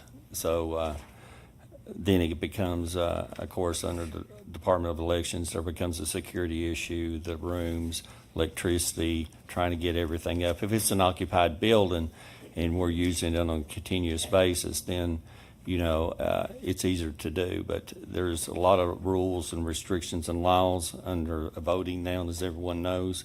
So we're trying to find facilities that will accommodate. Of course, like Mr. Eaton has stated, we have upgraded these facilities, and we're ready to move to these new locations. The one in Cleveland that was at the Cleveland Community Center, and it is moved into, the new location will be the Cleveland Auxiliary Fire Department building. So that it's getting it out of the flood zone, so this is it. Yeah, we don't have the Cleveland one listed on the agenda. Oh, it's on the front. But ain't. It's not, uh-oh, that is my mistake. It was in the public notice. I apologize, it's not on the agenda, but it was in the public notice. Well, let me kind of interact with that a little bit, and I know Ms. Tare here, that's her district, and I'm sure she'll want to interact. I apologize. I got a lot of calls and complaints about us, voting to move that location. I think they had some concerns over flooding, but they've used that community center location forever. With the calls that I received, I'm really against it. I think we ought to leave it at the community center. I don't know what Ms. Dye, I'll leave that up to her, and I'll support that action of whatever you decide. But if we do move it, it's going to be kind of for parking and for the amount of traffic and stuff that comes into the location. I think they had some concerns about that. Well, on the public notice, just to get caught up in the board, would like to add the Cleveland precincts in. It was in the public notice that's up on the screen that was in the paper. So. Yeah, okay, well. My mistake on the agenda, apologize. Well, But just y'all one- can add it into the agenda. Okay, we just want to make sure that we're covering the bases on that, but I'll leave that up to Ms. Dye here. Was flooding the only issue that they had? I think the only issue that they had as a concern is just the repeated flooding that we've had, but those occurrences might never happen in our lifetime again, and, we don't know that. I mean, I agree with the parking, but I hate to go against the electoral board too. I understand. You know what I mean? See, that was their recommendation. See, Well, that's- I'll leave that up to you. And I'm I'll wondering, is there anything with that? I wish our registrar was here. As far as, that, like, legally, do we have to go with their suggestion? I'd like to know that. Well, I've met with them on numerous occasions in regards to this, and Because I know when it comes to election law, you know what I'm saying. I understand. Yes, Because they ma'am. kind of have the final say on that. Yes, I understand. And I don't want to promise people, oh, we won't move it, but then it be, Well, Harry, You you're on the electrical board. Would you like to speak in reference to that? I hate to call you out on the spot, but it would be good if you do just clarify for the board. Mr. Chairman, if I may as well. Yes, you may. To Ms. Dye's question. So the electoral board makes the recommendation, then it comes to the Board of Supervisors. Board of Supervisors then passes an ordinance that encompasses all the precincts for the county, all the electoral districts. And once that ordinance is passed, that's when the precincts are finalized. So my understanding of the Code of Virginia is the Board of Supervisors doesn't have to accept the proposal of the electoral board. But, oftentimes, they're the ones on the ground dealing with it every day. But no, my understanding is the Board of Supervisors does not have to follow their recommendation, that the supervisors does have the final say. Tell us what you think, Harry. yeah, I would love to know, Harry. Well, the reason we want to change it is because of the flooding. Flooded a couple of years ago, and they went in and they fixed everything. They flooded again, and they've never gone in and redone the thing. It's moldy, it smells bad, and and the people that work there on election days are not happy with it, because they have to sit there from 5 o'clock in the morning till after 8 o'clock at night. It's a long day. Yeah. And And it's hard to find election workers too, isn't it, Harry? Yes. Yeah. It's very hard, yes. And Well, I appreciate you. Okay, so, Peanut, you said you talked to Woody Scott about it as well? Yeah, I've talked- And what did he say? Well, they look at this pretty much in depth, and the biggest concern they had was flooding. And, if you're going to move it, he said you need to do it now, because it gives people the stabilization to be at the new location during this election and going forward. And which, you know, I told him, I said, well, the only thing, I've had some people call me about parking and access. And if the fire department area is fine with you all, and if it's, you know, Got plenty of parking, looks to me like, all paved parking lot. Paved. All the parking spaces are marked off, you got your handicap spaces there. Yeah. It's not, it doesn't interfere with anything that goes on in the fire department. It's aside, down from it, it wouldn't affect the fire department at all. and we want to have a good relationship with the Board of Elections. The thing about it is it will eventually flood again. I mean, it's just the layout of the, you know, the way, where the community center sits, it will flood again, you know. There's just nothing you can do about it, you know. So if you're gonna move it, now's the time to do it. And I know with the fire department, you know, per the floodplain map that you and I looked at, there's only one little section of the parking lot there that is That's even in the floodplain. And So as what- far as flooding, it is a better, Yeah, and of course, you know, on the community center, as Maxie said, well, the center is good for right now activities and events, but when these guys come in, they need certain electricity, certain phone, you know, certain internet, and it's hard to keep and maintain, so it's a trade-off, you know. Well, the facility's a much, much better facility. It's got everything you need right there. It's just the right size. Lonzo, will it have a generator on that building? The auxiliary building, yes. We made it, we moved in conjunction with what the electoral board was doing, and instead of the fire department, the generator will be, along with ice machines and the rest, as one of the shelters. It's actually a shelter designation. It's not at the community center.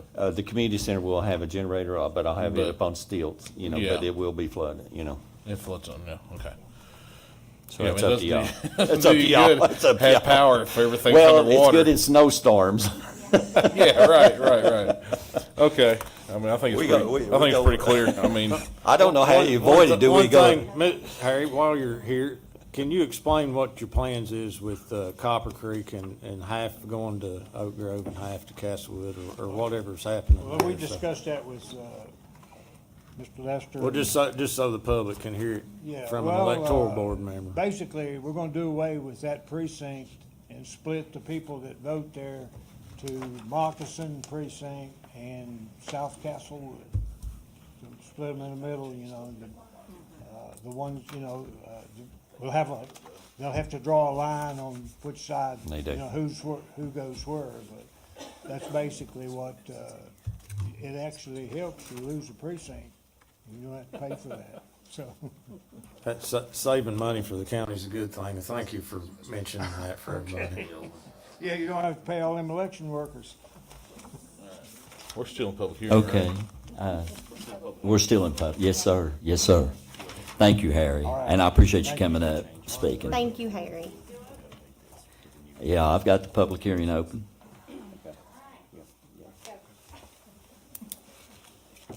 First of all, Cleveland Community Center is one of the nicest community centers I've been in around here. Let's just make that plain and clear. Secondly, the wall inside the fire department absolutely floods. That is the same creek that goes to the same river that runs right through the fire department. I mean, it's no different. As far as parking goes, I mean, you've got a better spot. As far as the main road, you have to turn down a back street, a small street with a one-lane road to get to the fire department. One lane. That's it. The internet was put in at the community center specifically for this voting. Also, it's flooded one time during an election. Once. That I can remember in my whole lifetime. What about yours?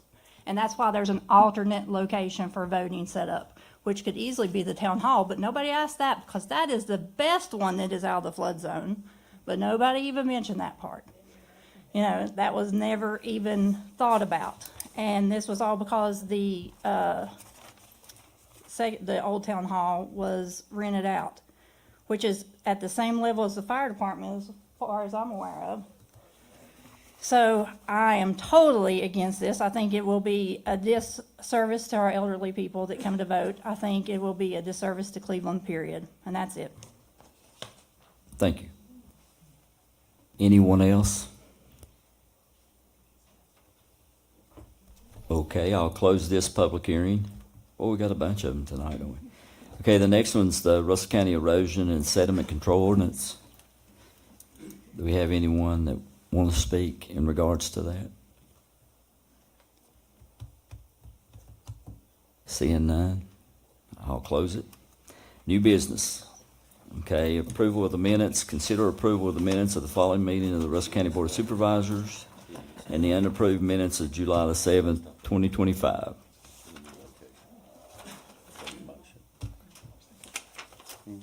I'll need a motion. So moved, Mr. Chairman. Thank you. Second. I got a motion and a second. Any discussion? All in favor? Any opposed? I'll abstain, I wasn't here. Okay. I'll do the same, Mr. Chair. All right, thank you all. Thank you all.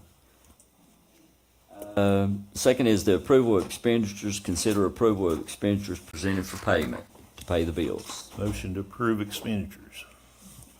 Okay, got a motion? Second. Got a second? Any discussion? All in favor? Aye.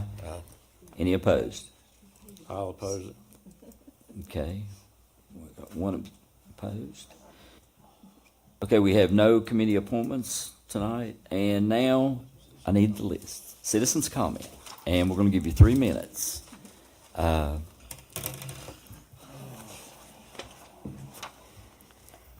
Okay, the first one on the list is Jerry Connor.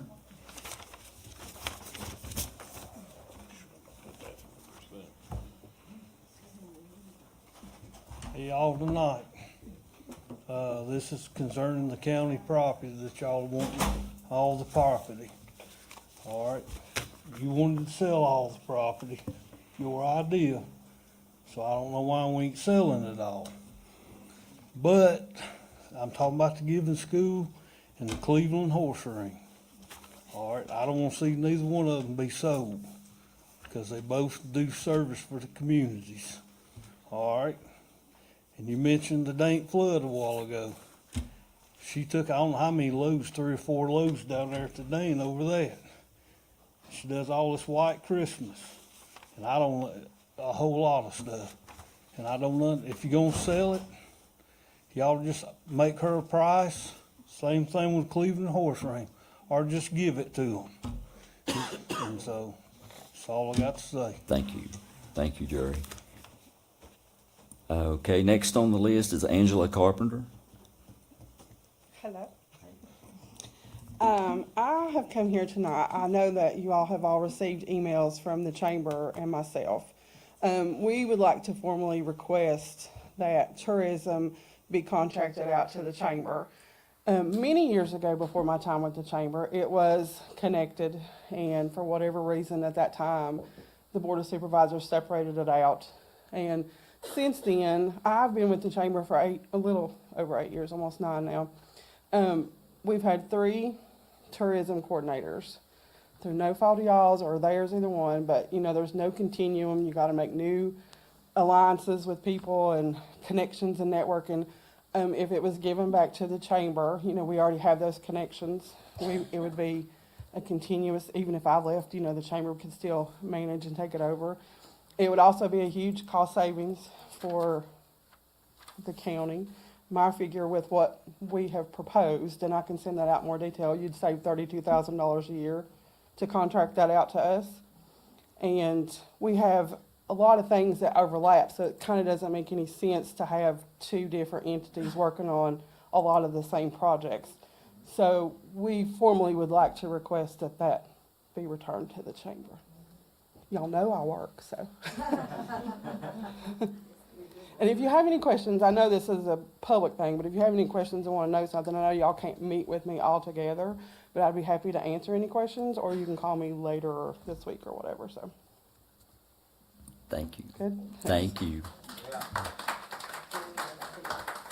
Okay, next on the list, Jerry Hess.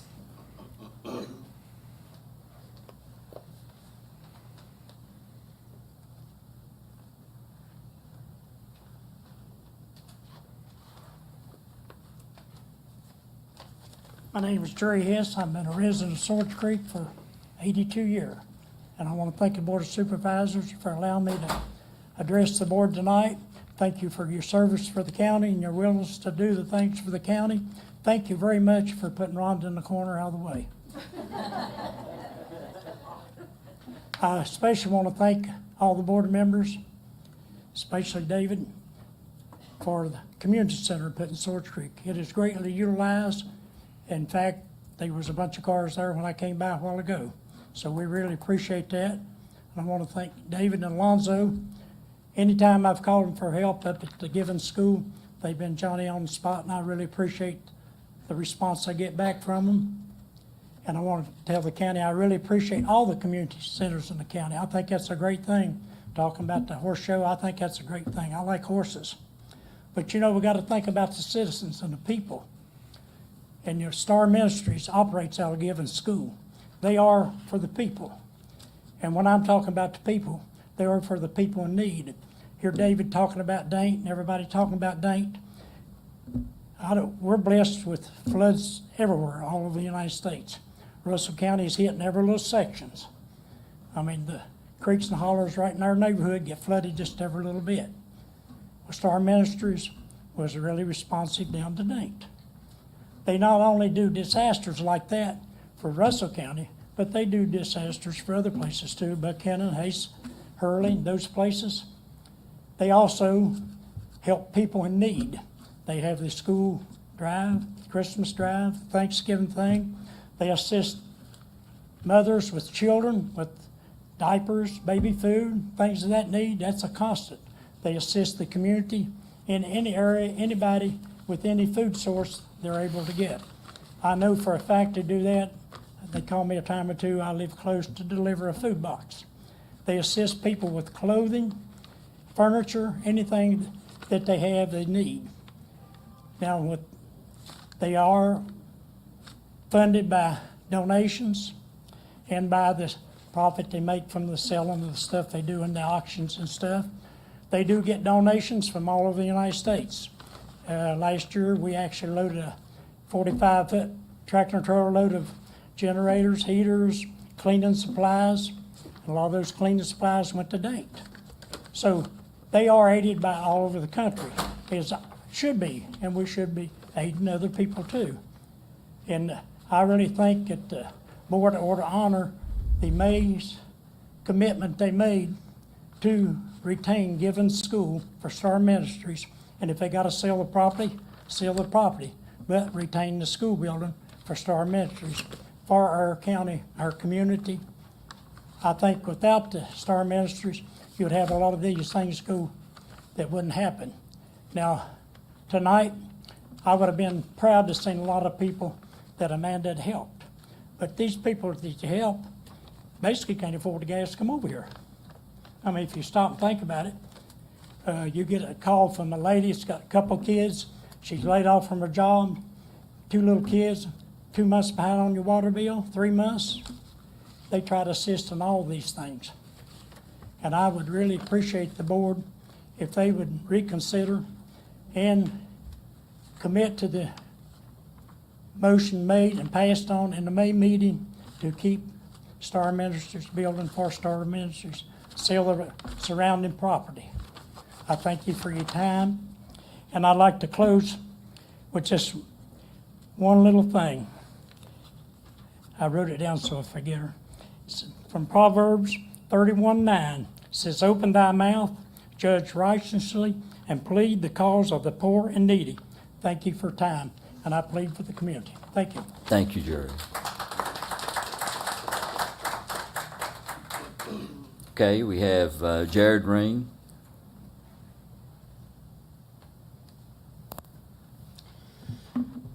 Evening, y'all. I'm Jared Ring, a Castlewood resident, and it's my first time speaking here. Okay, that's next. Just kidding. Around a year ago, I began to explore areas where the county might be able to generate some revenue for itself with minimal costs. One of the topics I landed on was the Sunday alcohol prohibition ordinance. I brought this issue before the board several times, and eventually it was brought to an advertised public hearing. Every single person that attended that hearing spoke in favor of repealing the ordinance. The board voted to put the ordinance to a referendum vote, which will cost the county some money. And I'm here tonight to gently remind the board of that referendum and to remind both the board and the public about some parts of my rationale behind calling for repeal. For starters, the ordinance is broken. I learned that Russell County's ordinance only applies to beer and wine. There is no provision for liquor by the drink or mixed drinks. Therefore, theoretically, a 2% beer on Sundays you cannot drink in this county. But if you're interpreting that ordinance literally, Everclear with 2 drops of lime juice is A-OK. Secondly, the ordinance is doing immense harm to small businesses in this county for no gain. During the pandemic, state-level action superseded the ordinance and allowed these businesses to sell anyway. It did no noticeable harm. However, a temporary stay of this ordinance until the referendum was put forward and rejected by this board. So, let's run some imaginary numbers on what a year of inaction and government interference might cost a small business. Imagine you're a restaurant owner in, say, Castlewood, and you lose 1 table of 4 people a week. Say every person there gets a $5 beer and a $15 meal. So you got $20 times 4, $80. That's $320 you've lost on a single table a month in gross revenue. Nearly $4,000 a year. Now, that is for 1 table, 1 night a week. So, that's nearly $40,000 a year in gross revenue lost if they lose 10 tables 1 night a week. And that number starts to feel a little worse if you're familiar with small business economics. And then you repeat that number, which may even be higher than 10 tables a night, across every gas station, restaurant, and grocery store in the county. I mean, you're starting to see some considerable revenue that we're just pushing to Wise, Buchanan, every county around us that don't have this ordinance. We cannot expect our economy to get better when we are actively hampering small businesses 1/7 of the time. And what's the benefit? So we're holier than the counties around us in the eyes of 1 or 2 denominations 14% of the time? And that's to say nothing of the individual rights and the smallest of governments telling citizens what they can consume and when. And the backwards optics to tourists from outside the area who might come here to vacation and see chains on the gas station coolers like some sort of bizarre medieval dungeon and decide that maybe they should spend their weekends in a different county. The optics of that are horrible. So what's the benefit in keeping this ordinance around? The only secular argument I could find that made any sense was about drunk driving. So I provided this board with federal statistics showing that making drunks drive further to get their alcohol does cause more accidents.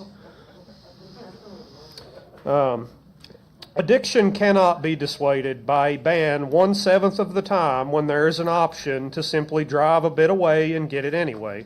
And in Appalachia, of all places, which is famous for moonshining. To restate a point I made earlier in the discourse about this, maybe we should outlaw the sale of meth on Sunday and see if that helps. I asked the board to put the referendum in place in accordance with state law on the subject so our businesses can compete fairly and relegate this prohibitionist relic to the dustbin of history where it belongs. Thank you.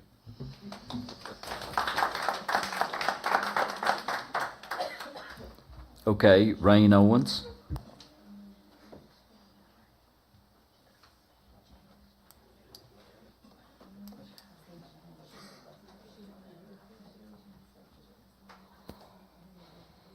Give me just a second. I'm not very good at public speaking. Hi, I'm Rain Owens. I'm speaking on behalf of Star Ministries in case you didn't remember from the few times I've came and spoke to all of you before, or the personal messages I've sent all of you over the few years. To my understanding, you're selling the schools, including the one that Stars Ministries currently resides in, to get money to build a new animal shelter, which is great. I love animals. We also help people with pet food quite often, in case you didn't know that. That's just a little fact. But also, hold on. But also not what I'm here to talk about.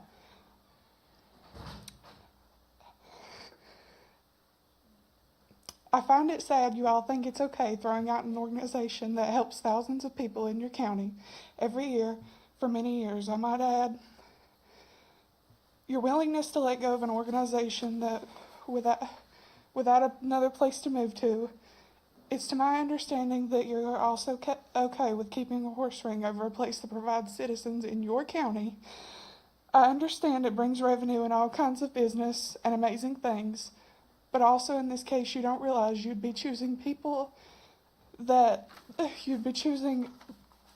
over people that already live in your county.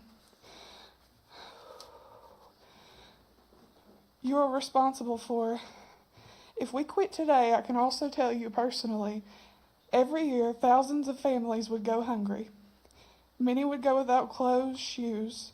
Many would go without appliances and furniture and things that they need to move into your county. Many would also go without school supplies. Many children would go without anything for Christmas. Many would go without power, water, rent money. And lastly, we try to spread the word of God. And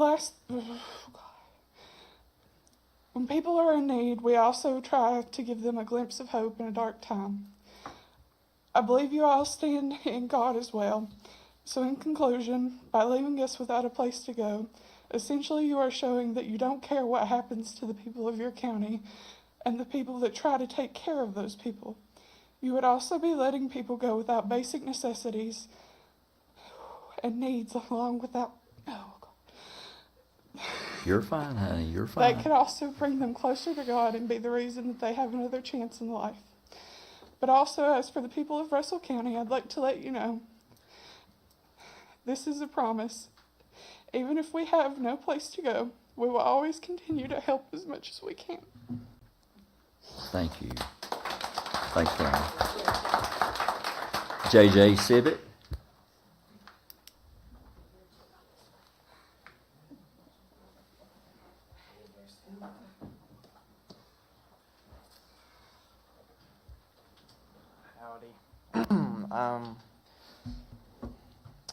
I'm not really here to speak politics. I'm just going to tell what I view as the truth. And I've been volunteering under Amanda for 8 years now. Sure, doing that with school and stuff, I haven't been there as much presently as I used to in the past, but even now, without me there, there's still so much that gets done. And even thinking about leaving Amanda and Rain with nowhere to go, Stars losing all that, not being able to take care of your own people that have elected you to take care of them. I mean, that's just wild. If you need the money for something, like Jerry said, sell the surrounding area, leave the school. There's so much area around it, free real estate or whatever you guys say. Do some other form or something to make money and leave the school to Amanda to supply your citizens with stuff they need. Whether I've had to go up there in the middle of doing something with Mom to make food boxes for people to feed their kids. I've had to go up there and do all sorts of stuff, help her unload stuff, help her move stuff, help her pick stuff up. Supplies so much for so many people. And the fact that we're even here talking about selling it is just wild. It just shouldn't be happening in the first place. So let's just, everybody use our collective mind and try to do the right thing, please. Thank you. Thank you, JJ. Amanda Thomas. Okay. Well, I'll let her speak. When she comes back in, Dr. Mark Matney.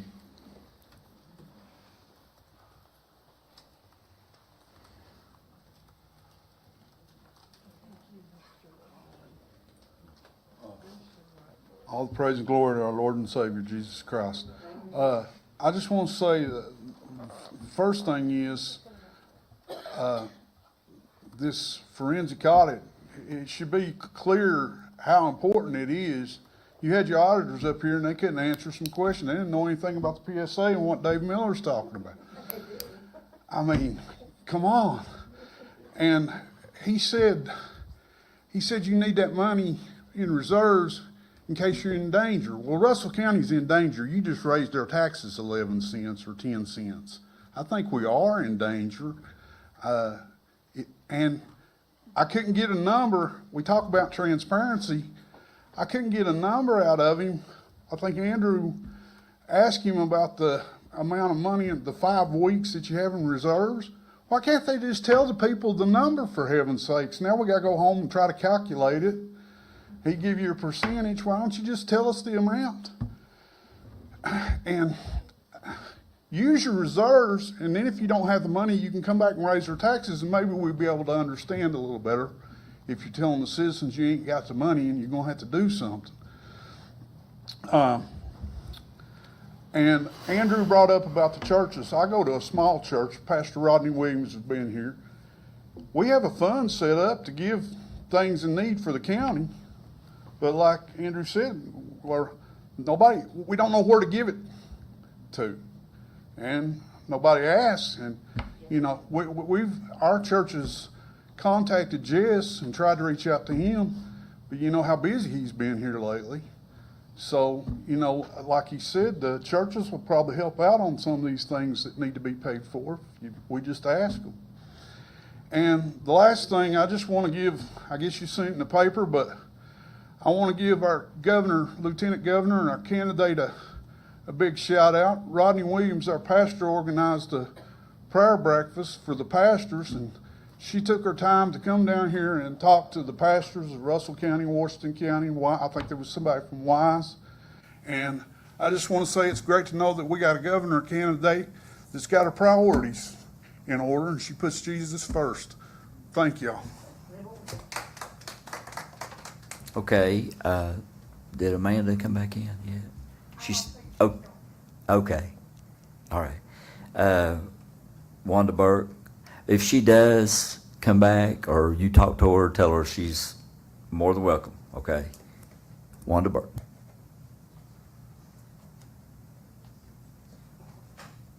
I'm not talking about the fiasco.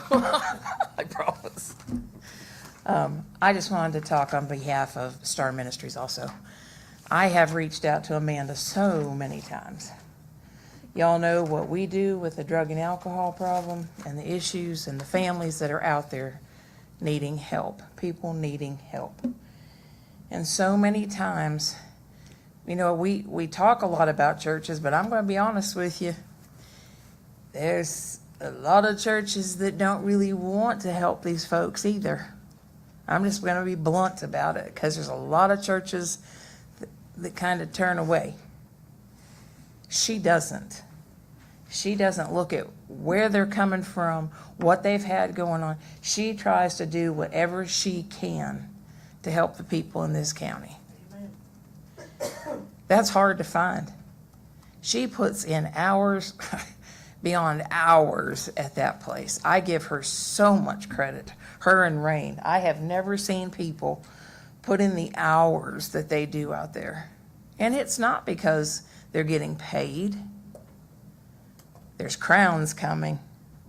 There's crowns coming for them. That's what's coming for them.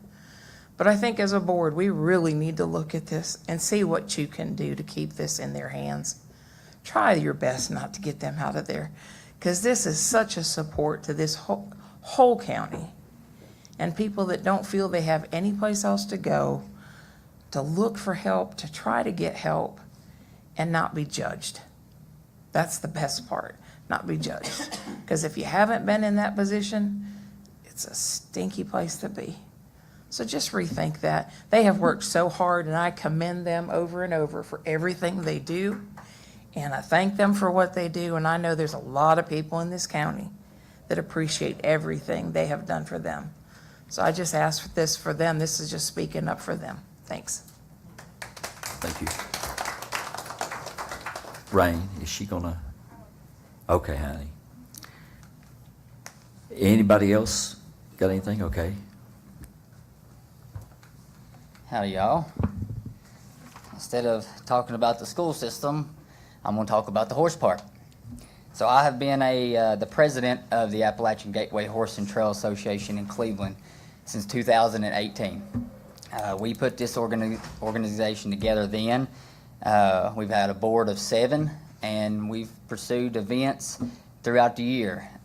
So what we do is we put on different events, top things like horse shows, rodeos. The 4-H comes and uses our facilities and does all their events there as well. We try to encourage FFAs to come do competitions at our grounds there as well. And we try to give back to our community. So we get a set amount in our budget every year that we know what it takes for us to operate. And then at the end of the year, we have a meeting at Bonanza, and we try to donate that money, what we have extra. We donate to the Cleveland Life Saving Crew every year. We actually pay the young Cleveland Life Saving Crew to take up money at the gate at every event. We've made donations to the Cleveland Fire Department.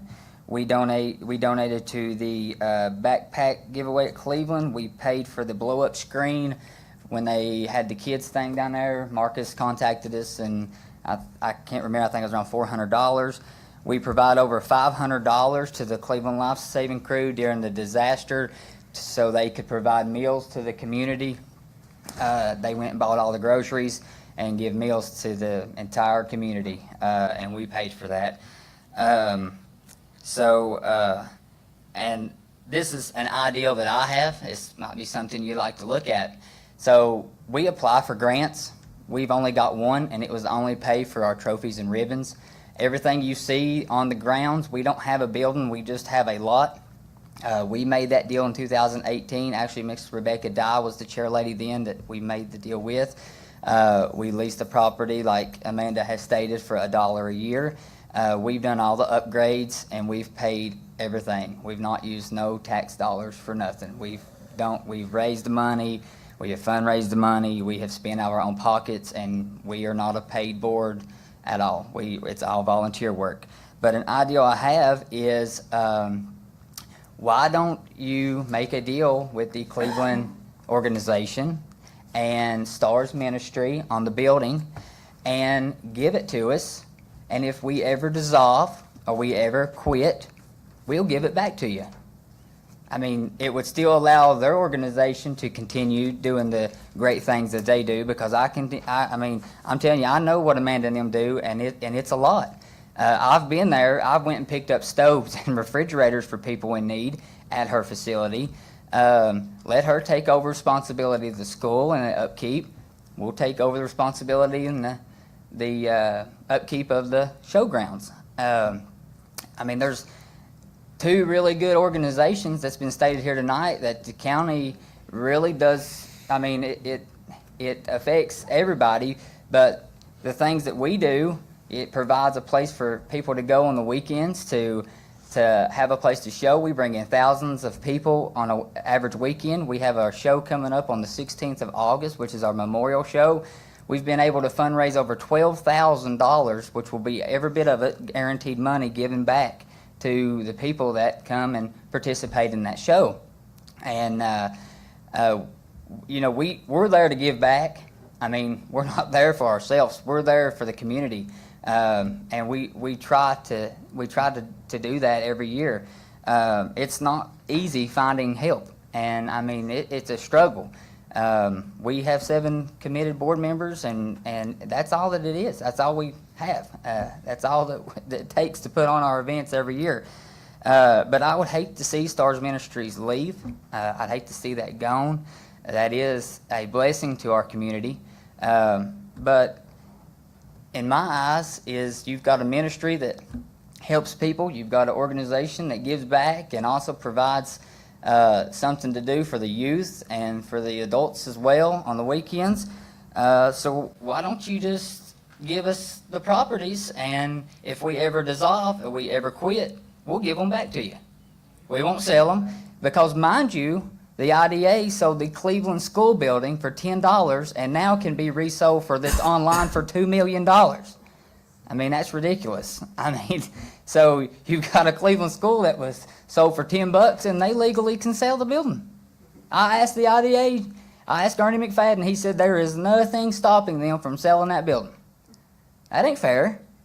That ain't right. I mean, so why don't you give it to us? We're not making no money from it. It's not like it's not a business. We're not paid. Amanda's not paid. Their group's not paid. My board's not paid. We're just there to give the community something to do. And they're there to give back to the community. So I think you've got two really good organizations. I'm actually glad they brought it up because I've been asking for years to work out a deal, just to, just for us to be able to apply for a grant to get a bathroom built. I was told we could get one. But we can't because we don't own the property. So we've just made do. But I just think it's a good idea. If we was to quit, we'll give it back to you. Thank you.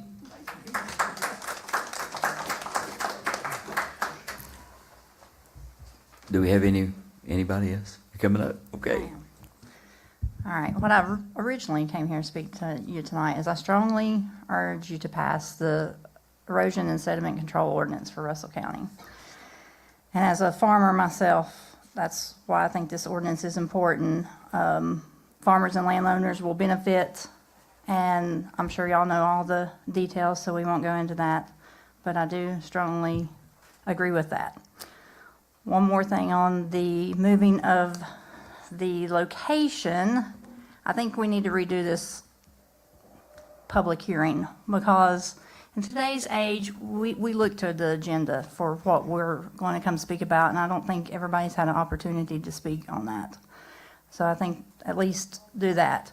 And you need to consider also if there's an emergency and you have a one-lane road going into the fire department, how is that going to hold up fire trucks or hold up voters? Because I'm in Cleveland and the fire trucks go out a lot of the time. I mean, it's very often that the fire trucks go by the house. So I think that could be an issue, either holding up voters or holding up the fire department. I know there's two separate buildings, but there's one lane road to get in there. So those fire trucks take up the whole road to go out.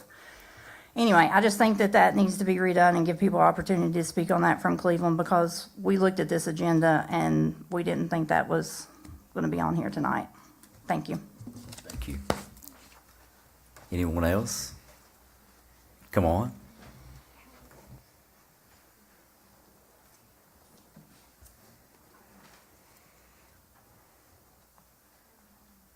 No, I'm just kind of here to follow up with Jared's statement about the amount of money that you guys are using not. Could you give us your name, please? and Christina address? Caudill. Okay. My address. Do I have to give that? Well, Okay, it's Castlewood. I it's- am from Castlewood, Virginia. it's fine. Yes. That's fine. Go ahead. honey. You are losing revenue and you are discouraging small businesses from opening up in that area with the alcohol sales. And as far as the tourism goes, you do have a lot coming to the trails. They are, and also workers, they're looking for places to stay, to enjoy their time off work. That needs to be upped. If you do hand your tourism over to your chamber, they are gonna be able to take that and utilize that much more better than you, and that will take pressure off of you guys as far as getting all these votes in, alcohol sales. So it's just a lot to think about for a small county that needs revenue. And fundraising is also a good idea for your fire departments to incur some of that money that they're asking for. Dane is being left with no kind of fire department. They do have EMS, and they do already have a community center that can be more utilized for kind of what the Appalachian Voices is talking about. So they don't need two community centers in Dane. So that's just about all I have to say. Okay, do we have anyone else you want to speak?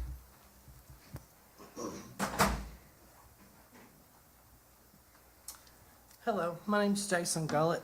I am one of the founding members of the Dank Community Association. Of course, everyone's aware of the flooding that we recently had, and I wanted to take the opportunity to thank you, each one of you that spent time there that night and each day thereafter dedicated to the cleanup, the reception of the donations, the different volunteer entities that were there, local nonprofits. There was a slew of people that also assisted, mainly St. Paul Fire Department.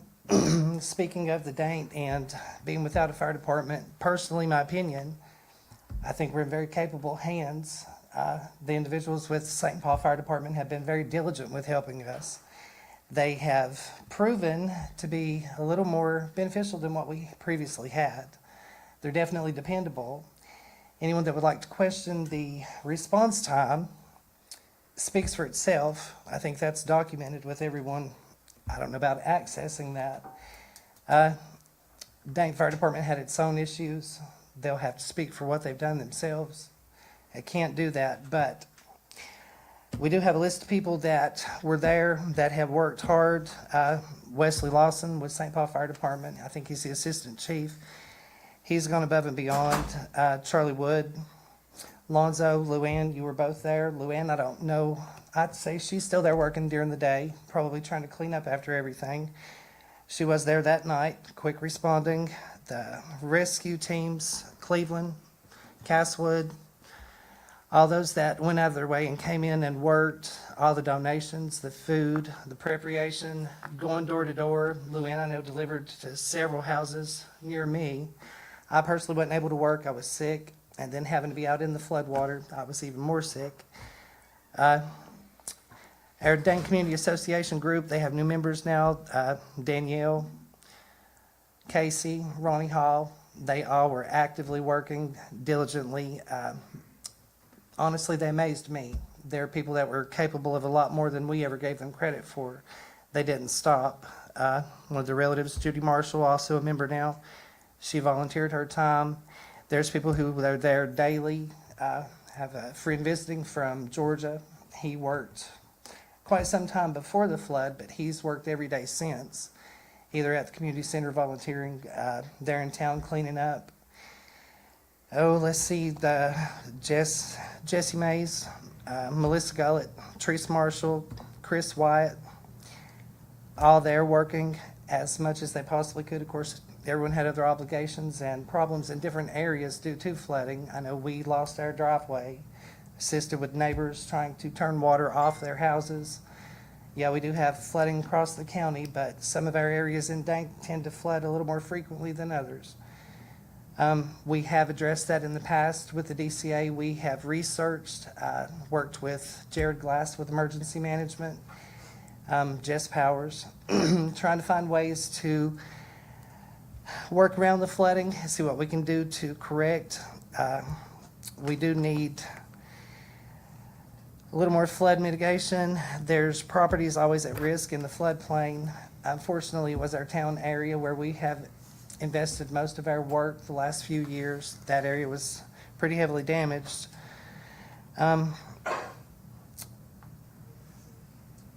Let's see, now I lost where I was. We have worked previously on evacuation process. It's one of those, we have no shelter.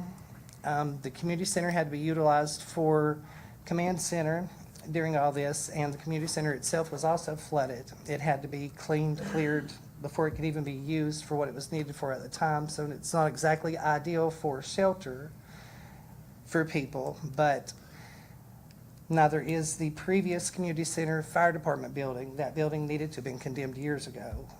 The neglect on that building, I don't see a responsibility of the county. I believe the fire department received plenty enough funding to have maintained their building somewhat themselves. But again, that's on them. We do need to focus on getting a evacuation plan in place for the community of Dank, especially if flash flooding like this is going to happen, within just a very few, an hour, say an hour and a half, there was water like I've never seen there, and I've been there my entire life. That was really a scary situation, and although luckily there was no lives lost, could have very easily gone the other way. Again, thank you for all those that dedicated and worked diligently to get through that. They're still having to work to clean up in areas. Any suggestions, any kind of help with evacuation plan, be greatly appreciated. Even though we do have the DCA steering committee established, we don't have a lot of additional people involved because of all the conflict created around grant funding, money, and what it was appropriated for in the community of Dane. I know the campground may not have seemed like a wonderful idea, or the benefit that we put into the park, the money invested, the moving of the monument, the playground. All those things may appear as a waste of money to others, but to us, we had to focus on what we could obtain at the time and what we qualified for, and where we could purpose that money. It's not like we just magically came in and decided, oh, we're going to put a playground in here. It's county property. We had to have access. Grant funding, project specific. There was no pot of money for us to put our hands in. We invested the money where we could obtain it and it be used for the purpose that it was asked for to use. You got just a little bit of time left. Sorry, I'm getting there. I'll just end by saying, if there's anyone with any questions, any concerns, any regards about the Dane community, the fire department, I personally am always available. You can get me sometimes by internet. Internet's not the most reliable there. I'm usually at the community center or somewhere there in the community. Please feel free to come ask me. All of our steering committee meetings, all of our projects are open to the public. Anyone can come at any time. No one has been excluded. No one's opposed to anyone else's suggestions. Everyone has had the same opportunity as what we have had through this steering committee and the improvements around town. If more people got involved, it'd be wonderful to have them in situations like the flooding. We're basically working on a skeleton crew, and all help's appreciated. And those that continue to dedicate their time and always be there for us, Lou Ann Wallace, it is appreciated. Whether anyone else sees it or not, we know what you do and how you work and why. Thank you for letting me speak. Thank you. Thank you, Mr. Gold. Thank you, sir. Thank you. Okay. Anyone else? All right. If not, I just want to make one comment before we move on. At one of our previous board meetings, I had asked the board, when all this was in discussion about selling the schools, if they would give me enough time to try to help Amanda, try to find another location, which I was the one that helped her get into Givens. When they had to leave their other location, I met with her and tried to find her a place because of what she did for our community. So I understand the liability and risk of keeping the buildings, but I do think that JJ had a probably good idea to be able to do something to try to help them out. I've been up there to multiple events that they've had, and at one of the dinners and stuff they had, and me and my wife went, and it is a real need. I asked the board to give me a chance to try to find them a location, which I have made some calls in case the board did move on getting rid of the properties, for me to be able to try to help her to find another location. But I just want to ask the board if they would take all things into consideration, like's been brought up tonight, because we do need these support systems in our community, in our county. Saying that, I'll move on. Now we've got constitutional officer reports and requests. Seeing none, I don't believe is here. I'll go on. Do we have anybody? One? I can't see. I can't see. He's hiding in the back. I need a TV and a camera where I can see everybody over in the corner. You got anything, Bill? Okay. Well, come on up and tell us about it. Yeah, come on up. Everybody else wants some. No, we've been talking behind the scenes about, what we need and things of that nature, and we're meeting and setting this thing up to better our opportunities to help the people. So there's going to be a lot of meetings coming up, a lot of grants and things of that nature. So, we're going to find it some way. Keep it off taxpayer, find it some way. We're always going to do what we do, irregardless of what we have. Certainly be nice to have some things, but we'll find them. So I don't have anything other than that, so. Thank you, Sheriff. Thank you, sir. Okay, we'll move on now. County Attorney reports and requests. Yes, sir. So the first one I have is the real estate tax exemption ordinance. So there's basically three things for the board to consider on this one. Just a background of the ordinance. This essentially deals with giving a real estate tax exemption to anyone who meets the certain guidelines that are set out in the ordinance. For anyone over a certain age, anyone with a certain percentage of disability. So the three things the board has to work with on this one essentially comes down to the effective date, whether that's to be applied retroactively or at a future date or at the present day today. The second is for the eligibility requirements. What does the income level look like, the minimum thresholds? Currently, it is at $30,000 per year total household income and $80,000 per year of assets of real property-wise, which would include housing and any other sort of real estate that the person owns. Household furniture, that sort of thing is not factored into the $80,000. And then finally, the amount for the exemption. Currently, people who qualify under those guidelines are exempt on real property taxes up to $165 per year.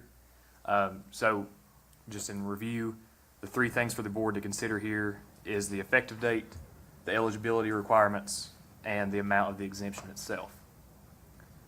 So then, moving on to the second report, the solid waste disposal fee ordinance agreement. This essentially just boils down the ordinance that was passed in 2006 governing the solid waste management with the PSA. Of course, in the time since that ordinance was passed, there was a reconciliation between the county's PSA and the Castlewood PSA. So times have changed a little bit. Of course, the meat and bones itself hasn't really changed.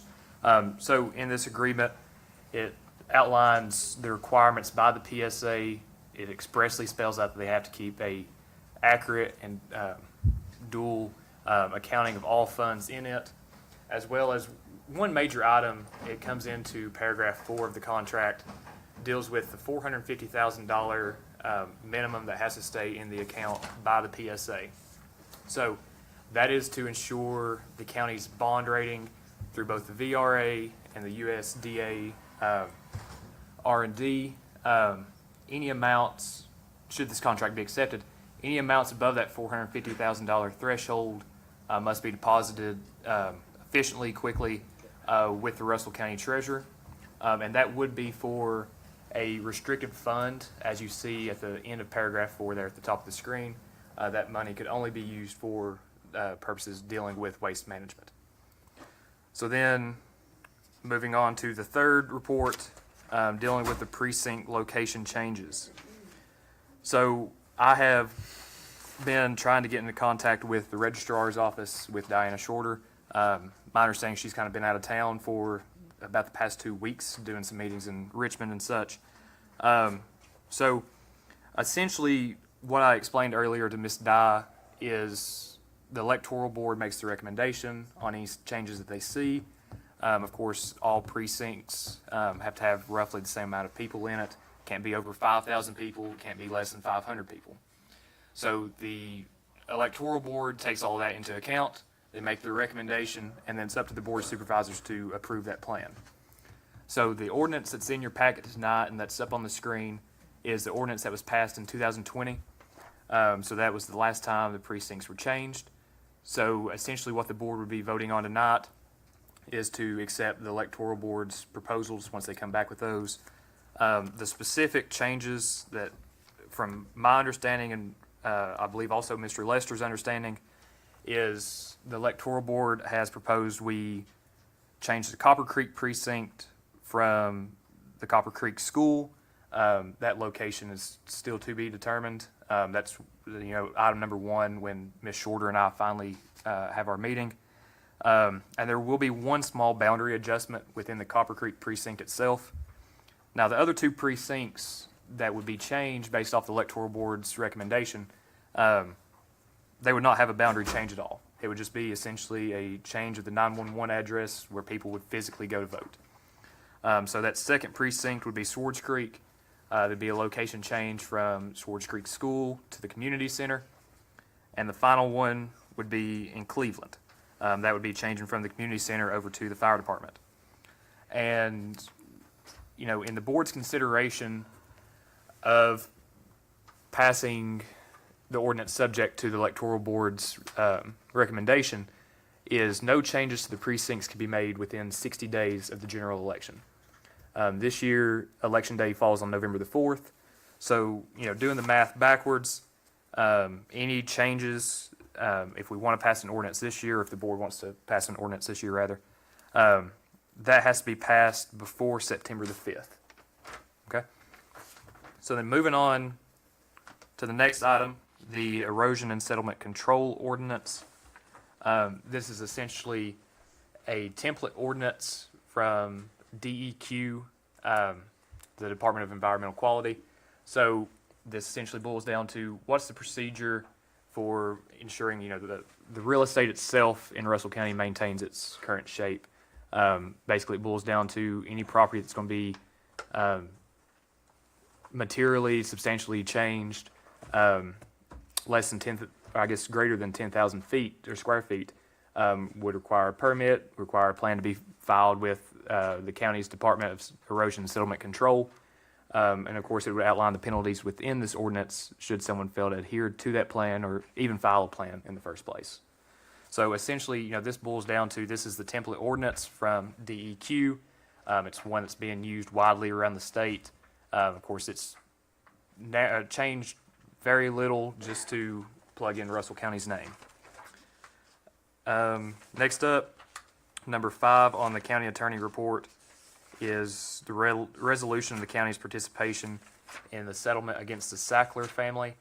Of course, that boils down to the opioid epidemic. Of course, there's been ongoing lawsuits, class actions against Purdue Pharma, the Sackler family directly, as the people who have essentially flooded Appalachia with opioid addiction.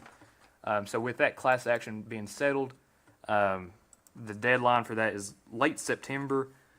So again, this is a template ordinance, or resolution rather, that would ensure the county's participation in that settlement, make sure that that the board, the county itself, gets funding out of that settlement against the Sackler family and, makes the county whole, somewhat whole as we could be in response to the opioid epidemic. So then, number 6 on the county attorney reports, the Swords Creek Elementary School and Copper Creek Elementary School's properties being transferred to the Board of Supervisors.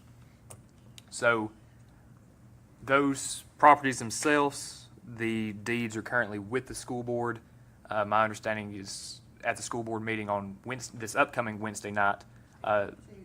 Tuesday night. Yes. Those will be executed on their end, being transferred back to our end, to the Board of Supervisors' end. And then finally, the school sales. Gibbon School, Oak Grove School, Copper Creek School, and Swords Creek Schools. So essentially, step 1 for the sale of real estate by any local government entity in Virginia requires an authorization of the sale. That can typically come in 3 forms or fashions. The first being that it be sold outright, the second being that it's done by an auction, and finally done by an advertisement. So the board essentially has 3 options there that they can choose from on how they would like to proceed with the sales of each one of those 4 schools. if at all. And, you know, typically or historically speaking, in Russell County, that's been done by an auction by the treasurer's office, just to give hindsight on that. But again, the board has 3 options to work with there. Whether they want to sell it outright, they want to do it by auction, or if they want to do the sales by advertisement, if the board wishes to sell those 4 properties at all. And, Mr. Chairman, Yes, sir. if you are tired of hearing me talk yet, that would conclude my report. No, I'm not. Thank you, though, Tyler. We appreciate you so much. Okay, moving on from the county attorney reports and requests, go to the county administrator report and request. Mr. Lester. Oh, hold on just a minute. Let's take a break here. Let everybody go. I had to go. I said, nature called. I couldn't help it. But let's take a little break and let everybody, if they need to go to the restroom, go, and then we'll get cranked back up with the county administrator reports and requests.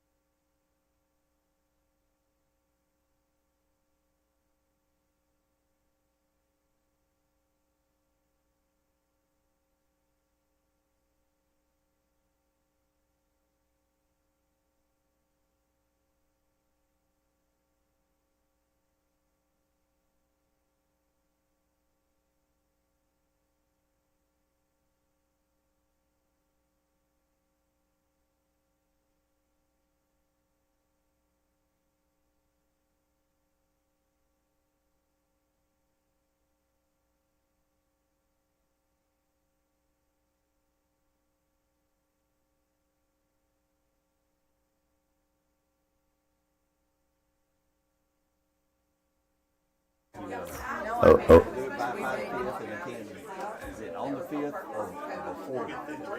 It's within 60 days, 60 days before Did November you 4th. include the 5th in your calculation? Or was that the 4th was the no later date and the 5th included the 60 days? You see where I'm going? Yes, I would say the 5th includes the 60 days. 5th does include 60 days. Okay, if everybody would kind of gather back together, I hope everybody's had an opportunity to. I know I didn't. It's okay. I didn't. I hope you hold it. Nobody say anything funny, okay? Everybody clear so I can pull that seat out. Did you tell David? Did you tell David that? No, yes, I did. I'm heading out, thank you. You're welcome. Sorry to be Well, all right. Thank you, Jason. See you guys. Okay, if everybody will kind of make your way back in. Actually, what I need to do, I need to go back to the county, before we move on to the county administrator, I need to go back to the county attorney report and request, and we need to take action on these ordinances. The first one is the real estate tax exemption, elderly and disabled ordinance, and I don't know what the board's feeling on this is, but Mr. Chair, Ms. Wallace and I, we talked to Alicia today, and she made a suggestion, and with her being the treasurer, I think it would be good to take her suggestion. Don't you, Ms. Wallace? She suggested $40,000, $100,000, and $200, up to $200 off. Did you say 2 or 3? Two. I think you ought to make it 3. Some of these, I mean, we're up to $45. Wow. I'm just going by what the treasurer suggested, based on what she sees. Oh, I understand, but I mean, I'm just explaining to you, you know, that's what she suggested. What kind of impact does that have on our taxes? Still negligible. Well, Change the 40. okay. There we go. Over here doing recalculations. Yeah. So if you move the 30 to 40, and then move the 80 to 90, which was not the 100, Yeah. you will open up an additional pool. Now, an additional pool at the 200 level is about a $28,000 impact if you expand that pool base based off of the income and the base. So if it goes to 300, So if you go up to 300, you can, it will 30, go to about 35. 32. Yeah, there you go. You're right Okay. in the range, 33, 35,000, depending on eligibility of the program. has the board took into consideration the possibility of moving us back to the November, or would that be a problem? Well, that's one of the considerations. That's why we have it highlighted. The date, effective date of the ordinance. Are you going to retroactivate it, or are you going to put it at the November? what kind of issues is it going to cause for the treasurer? I was hoping she'd be here tonight, and I hate to put her on the board. That'd be up to the Board of Supervisors. And Here wouldn't is that- what she can do. And, you know, she can do we can do an abatement and credit to it, She can do a credit on the second half. then second half. To me, if we're gonna do it, we need to help as many as we can, you know. I know, I won't know be coming to work tomorrow because she's going to hurt. I think this has a greater impact on some of the people that need the tax breaks. Yeah, what y'all got to Worse than remember, y'all got to remember too, if you ain't seen in the news, that the minimum wage in Virginia is going up 36 on the 100 in January the 1st. So we ran numbers at base of what the minimum wage was and what, the 40,000. You're getting close if you got two. The ones that we looked at on Social Security, what they're drawing on a basis, so you're getting at that level. This will open up just the ones that's over the threshold that's still having problems with AEP and pharmaceuticals. So, It kind of fills that gap. I'd like to go ahead and make the motion that Alicia McLaughlin suggested, the 40,000, 100,000, and then the 200. Second. Okay, what about the date? Would you want to roll it back to November? So can we give them half a year now, and then they can come in at a full year, because they've already paid now? You've already paid this one. Yes. They've already paid their first half. Yes, they have. And then this next, in November, we can make it that we can give them that half. Well, what you got to do, remember too, it ain't such a large impact. They've already got the one, the half of the 165 credit already. So it's up to y'all if y'all want to, continue. That's going to be confusing, in my mind it is, because part of that demographics has already gotten a 165 discount. Well, they've already got half of the 165. Half the discount, that is correct. So it's effective July 1st. Could you make it 100 for the fall, and then next year it's the full 200? In other words, you split still have to figure out the 165 that's already had their discount. See, they just paid the first half, which has already got credit for the half of the 165. Right. So it needs to be effective for the second half. It will have to be to make it clean. I would go ahead and do that. That you're only talking half of, the $35, whatever it is. So.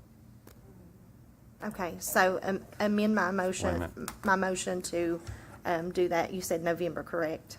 Yep. Yeah. Right, Attorney? Yes. So that is. That's our next billing. That is $200 off the taxes for the year, and based on a $40,000 a year income, based on $100,000 of equity or assets. And I second that. And it's for November. So if I take 8250. We're going to start in November for those that. So if you go to 200, is that what y'all decided? Yes.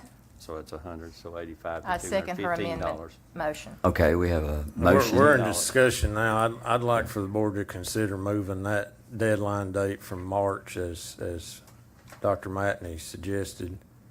Wasn't the deadline to sign up for this in March of each year? Mm-hmm. So can we move that deadline to closer to tax time so that people that don't know can find out when they come in to pay their taxes? You're talking the new fiscal year, the new calendar year. Yeah, we go into the spring payment. So can we do that in the spring? Yes, you're the governing board. Because see, right now, you're in a fiscal year that runs from July to June. So your next half will be into the spring, your next May payment. So Okay.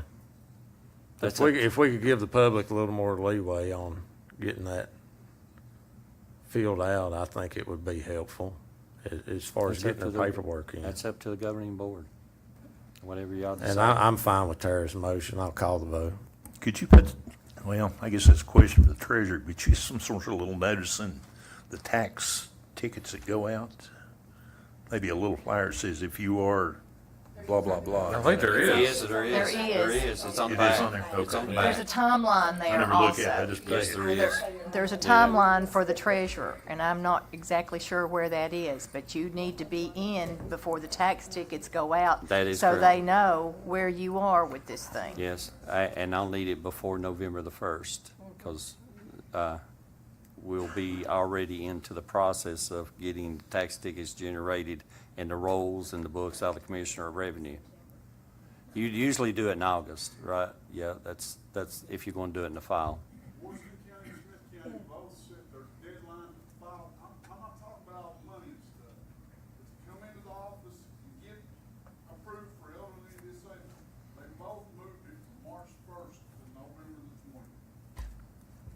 Mr. Chair, I do understand that, but we're already halfway through this. Yeah, So we got 2 we need to get through this half and fix the other side of this.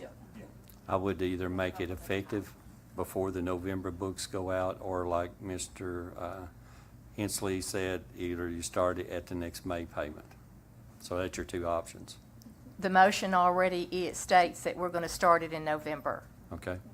I would back up a little bit on that because of the books. I'd have. Yes, well, Yes. that's, the treasurer has to make that happen. We're just working with the actual date that's going to happen on, the deadline, which is December something. But when you look at the ordinance, and let's go back to it, and I hate to make things complicated. 2006, we paid it. If you'll remember, this was written 2006, and we've since this all, we've changed. We're paying twice a year. See, that's a factor that has changed that date. We need to give them as much leeway now for their November, December payment.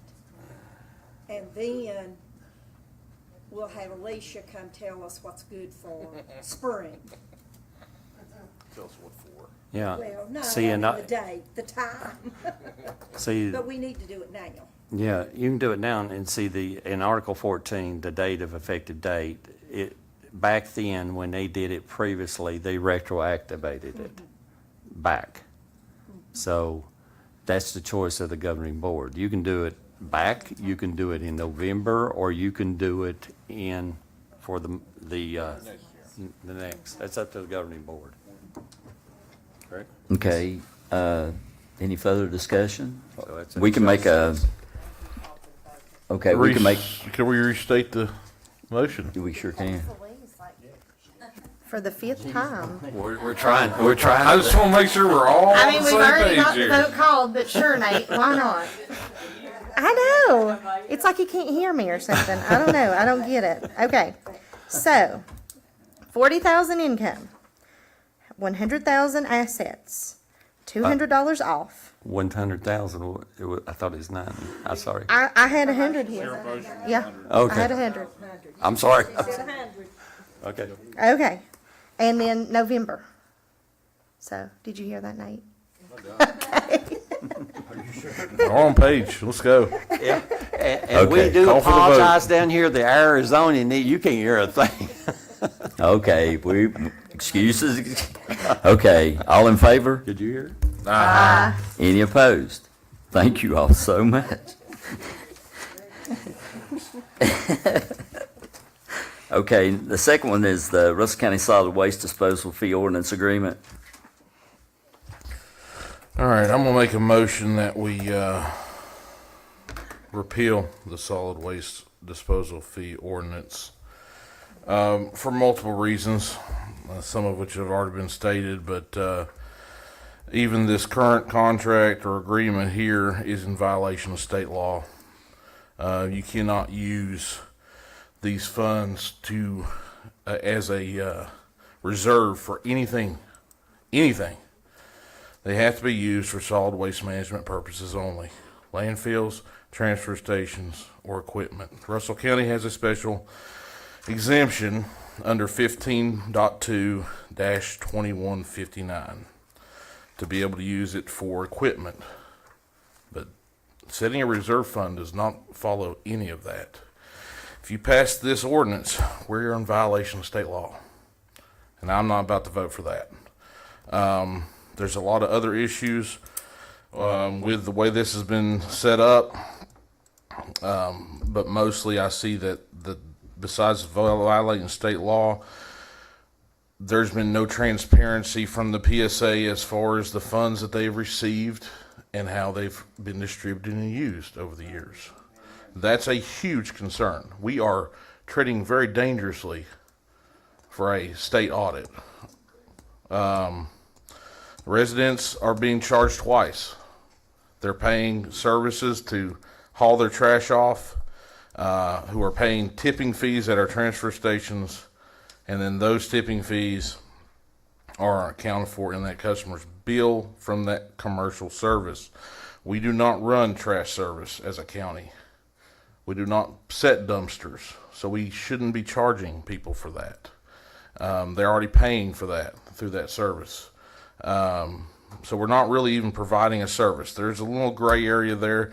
I know because of the state code that was mentioned before as far as what we can charge, if we have to charge us for a service, but what we're using it for currently is a violation of state law. Not just our ordinance. Our ordinance was based on state law, but we're in violation of state law right now as we sit in these seats right here, right now.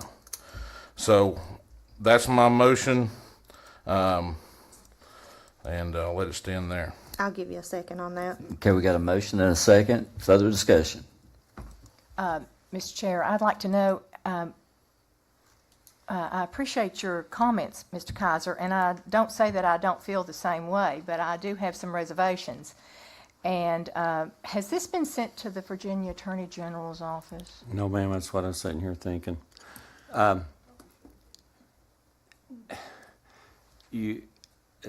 attorney can chime in at any time. The ordinance is an annotated ordinance that was put in 2006. We know that. So they gave it to the PSA to be able to collect it because they collected bills. To make a long story short, to be able to fix this, you know, when the PSAs were combined, what people has to remember is that the Board of Supervisors in this consolidation to use this reserve, half the loans were the Board of Supervisors. It wasn't all the PSAs. 6.7 million of those loans were actually the counties. So it was a partnership to be able to combine it.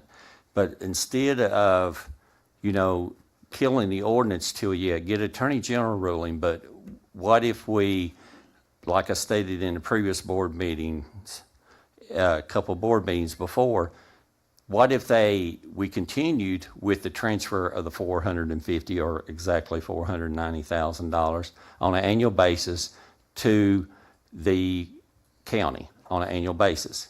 You're going to have to put that reserve back. You will legally have to, then you will be in violation law. You will in default. So that's intentional. You're intentionally breaching a contract.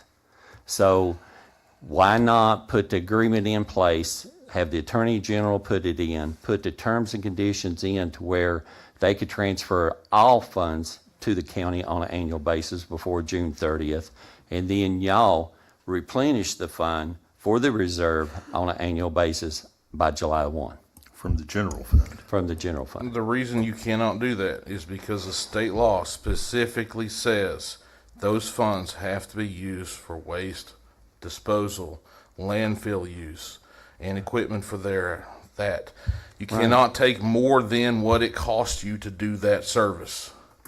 Right. And the $450,000 sitting in that account cannot be used as collateral to fund a loan for something that is not waste related. It wouldn't be. If you move the money out of the PSA into the general fund, into the restricted fund, you would utilize that in the disposal or in the landfill items. Right. Then you take the money out of the general fund, which is not restricted, and replenish the reserve fund. So right So now, you're saying the right hand's paying the left. You're doing that anyway. what I'm saying though, this is a violation of state law. That's not what this is saying. This is saying that this is literally saying that we're using those funds as a reserve. You're not saying that we're writing the PSA a check for $450,000 to hold in reserve, and they're now turning all that money back over to us like they're supposed to. Right. You're talking about paragraph 4. What if we remodified that and took that out? Just have it to where the PSA transferred the total, all the funds, to the county into the restricted fund for disposal by June 30th of every year, and then the Board of Supervisors will have to proactively budget for the replenishment of the reserve fund for the loan. Why do we have to replenish the reserve fund? It's a reserve fund. It's not supposed to be used. So why don't we just fund that reserve fund, and then we don't ever have to worry about replenishing? That's what I'm talking about. That's what I'm saying. That's what I'm saying. So you're saying every year we got to replenish it. Why would we have to replenish it every year? You would if you had the $450,000 balance. Right. Right. Okay. That still doesn't take care of the issue that we're double billing people and we're not providing a service for it. They're paying a commercial trash carrier to pick up their trash in a commercial can, take it to the transfer station. The transfer station is billing the commercial carrier for the weight of the trash and dumping it, or volume. So that customer, that business or homeowner, whoever it is paying for the commercial carrier and the trash that they're dumping. They're paying that total. That's what they're. Then we're sending them another bill for the theoretical whatever we think the trash amount they're dumping is.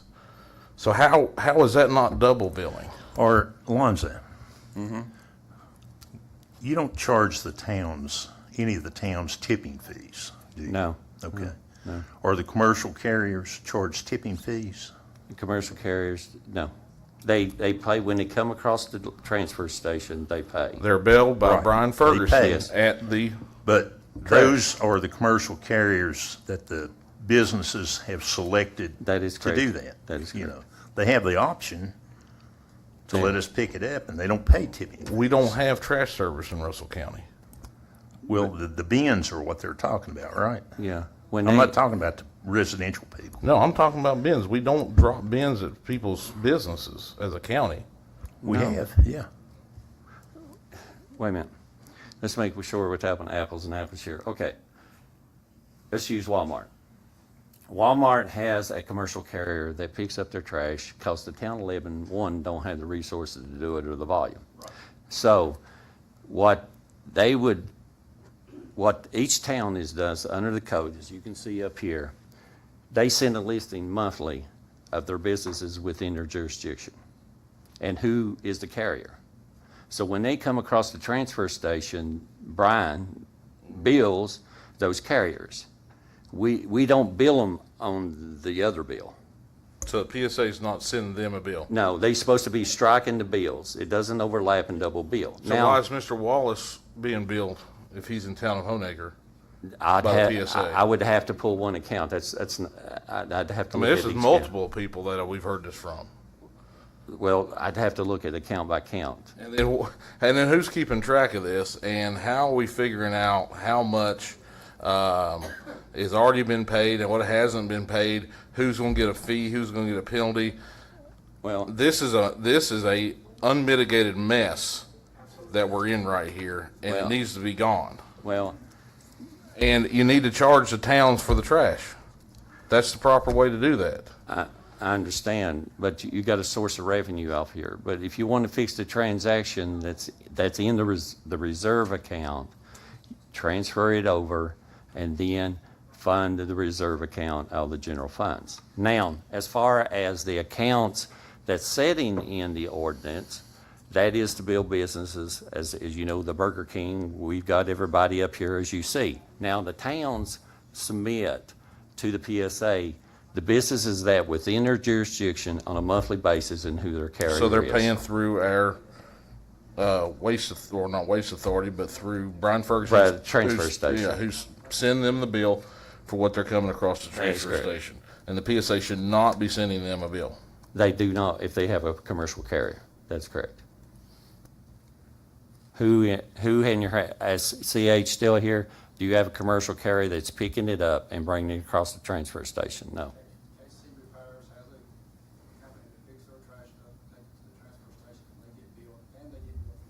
Who is the commercial carrier? Yeah, but now if he better be permitted. I mean, I don't understand that we can pull one account, but to take down a whole ordinance for a couple accounts, that doesn't sound logical. So let us have the attorney review of it to see whether it meets state code. Let's get Attorney General's approval of it. Let's look at the transaction to where the reserve stays in place, because half that loan is the Board of Supervisors. The part of the guarantee, as we've seen in the previous board meeting, those 0% loans was based off the condition of a reserve fund. That's fine.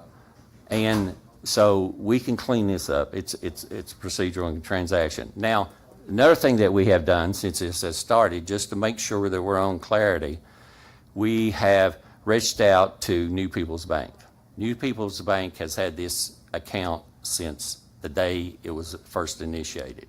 We're pulling all the records on those. So we're not running on what the PSA is showing us. We're going to do a reconciliation of the total account, and we'll turn that over to the attorney. Of what account? Huh? Of what account? The disposal account from day one. From our disposal account? Yes. What about the PSAs? That is it. Well, that is it. Okay, the PSA's account of how much money they brought in. Yep. Where it's gone. Yep. What's been going on with it. Yep. Every dollar. We got, well, right now we got a motion and a second. Any other discussion? I'll offer a subsidiary motion, Mr. Chair, Okay. that we pause everything with the ordinance currently the way it is right now and ask for an Attorney General ruling on this. I'll second that motion. Okay, any discussion on this? Any idea how long that takes? I mean, is that something we'd know about next month or next year or 6 months or? About 60 days, but in the meantime, we'll be pulling the source documents from the bank.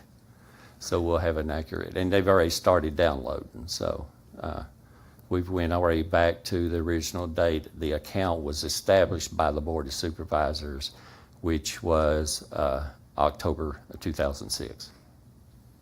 So the Board of Supervisors established the PSA's No, reserve account? It's the PSA account. We pulled the records back to 2006. They established the ordinance in 2006. So they do, you're confirming that they do have a specific account that money goes into? Yes, yes. Okay. It's specific and it's not mixed with any other funds. Okay, I've got a motion, secondary motion. All in favor? Aye. Any opposed? And I'm gonna say I oppose it because we are in violation currently as we sit. Okay, you got that documented, Ron? Okay. Now, let's move on to the Swords Creek and Copper Creek precincts locations.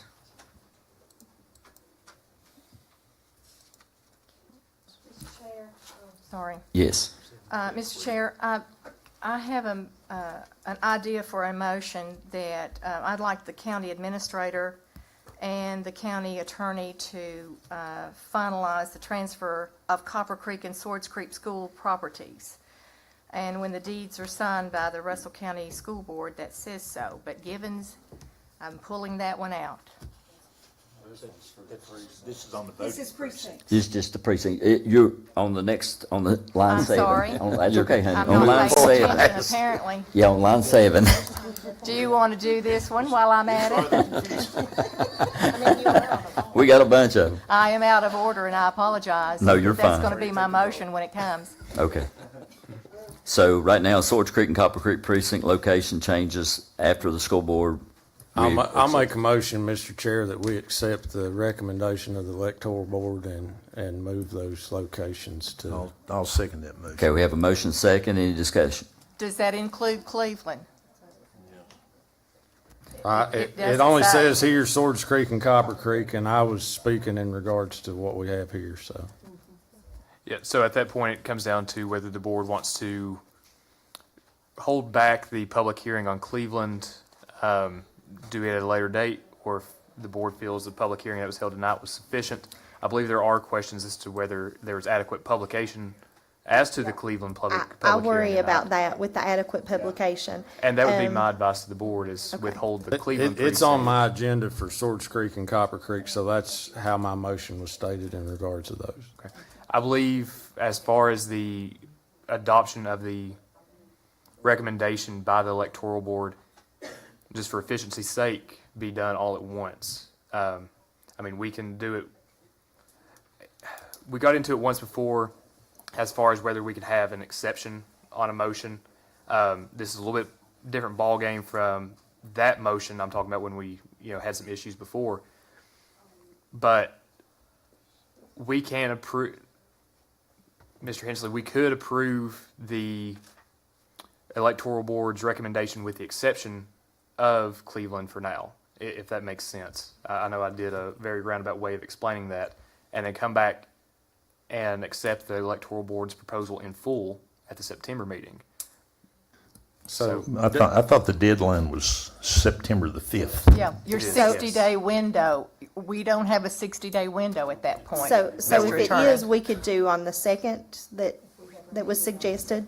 Yeah, if the meeting date for September is changed to where it falls within the 60-day window in order to pass the precinct ordinance, then that would work. And my advice to the board would be to take up the precinct ordinance all at once. Of course, the board has the ruling there. Mr. And Hensley, since there is question about the publication, you feel that that's, I do, yes. okay. So I need to withdraw my motion and make a motion that we proceed next month. Is that what? That would be my advice, ultimately as the Okay, governing board. that's I'll your withdraw decision. my motion and then my motion now will stand as, let's table this until next month's meeting to include Cleveland in our paperwork here. And the public hearing. And the also, public hearing. and also, we need to make sure that our scheduled, meeting date is gonna fall within this timeline, because is. normally but that's Fair Week. Normally, we don't go to board supervisors during Fair Week, I'm just saying. I know. Well, I But know. this is an important board meeting, so the fair will just have to wait, I guess, right? We have to adjourn to reconvene. Now, could You we could do do that. that? You could do Would that. we have enough time to do that? Okay, so if you do that, and the attorney will tell you, start counting the days. So if I go down here, advertise, it'll be out Thursday, 1 week, 2 week. You could only get it by the time you hit the paper by the 26th. Is that your time? That would be right. Yep. You could be no earlier than the 26th. Because ordinance has to have 2 weeks public notice. And it did have the So you're Cleveland asking in me the to public withdraw notice in another this motion? paper. I'm lost down there. At this point, just tell him what to motion. You could do it on the 20, you could do it. Maybe more, JJ. You could do it on the 29th if you want. But I mean, that's up to y'all, but That would be just to handle this one specific. and this is the board's decision. Now, if you're going to move the board meeting and you're only going to move it from the 29th to the 2nd, so. Stay at the 2nd. That's just a recommendation. I'm good with that. Good? Okay, Andrew. My motion is to table the precincts, all that are involved, all three, until September 2nd at our next meeting. Advertise for public hearing. We got a motion, a second.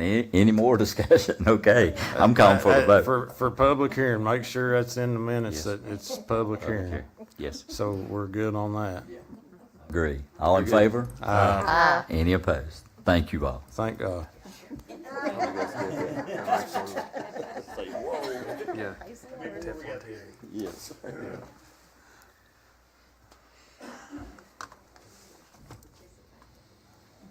Okay, go ahead, County Administrator. Okay, Russell County Erosion and Sediment Control Ordinance. Control, yes, we're still on it. Do we have a motion on that one? I make a motion, we approve the That one's cut. Russell County Sediment and Control Erosion Ordinance. Okay, we got a motion? Second. Got a second. I've Any got discussion? discussion. Mr. Attorney, does that include putting in of, residential property roads?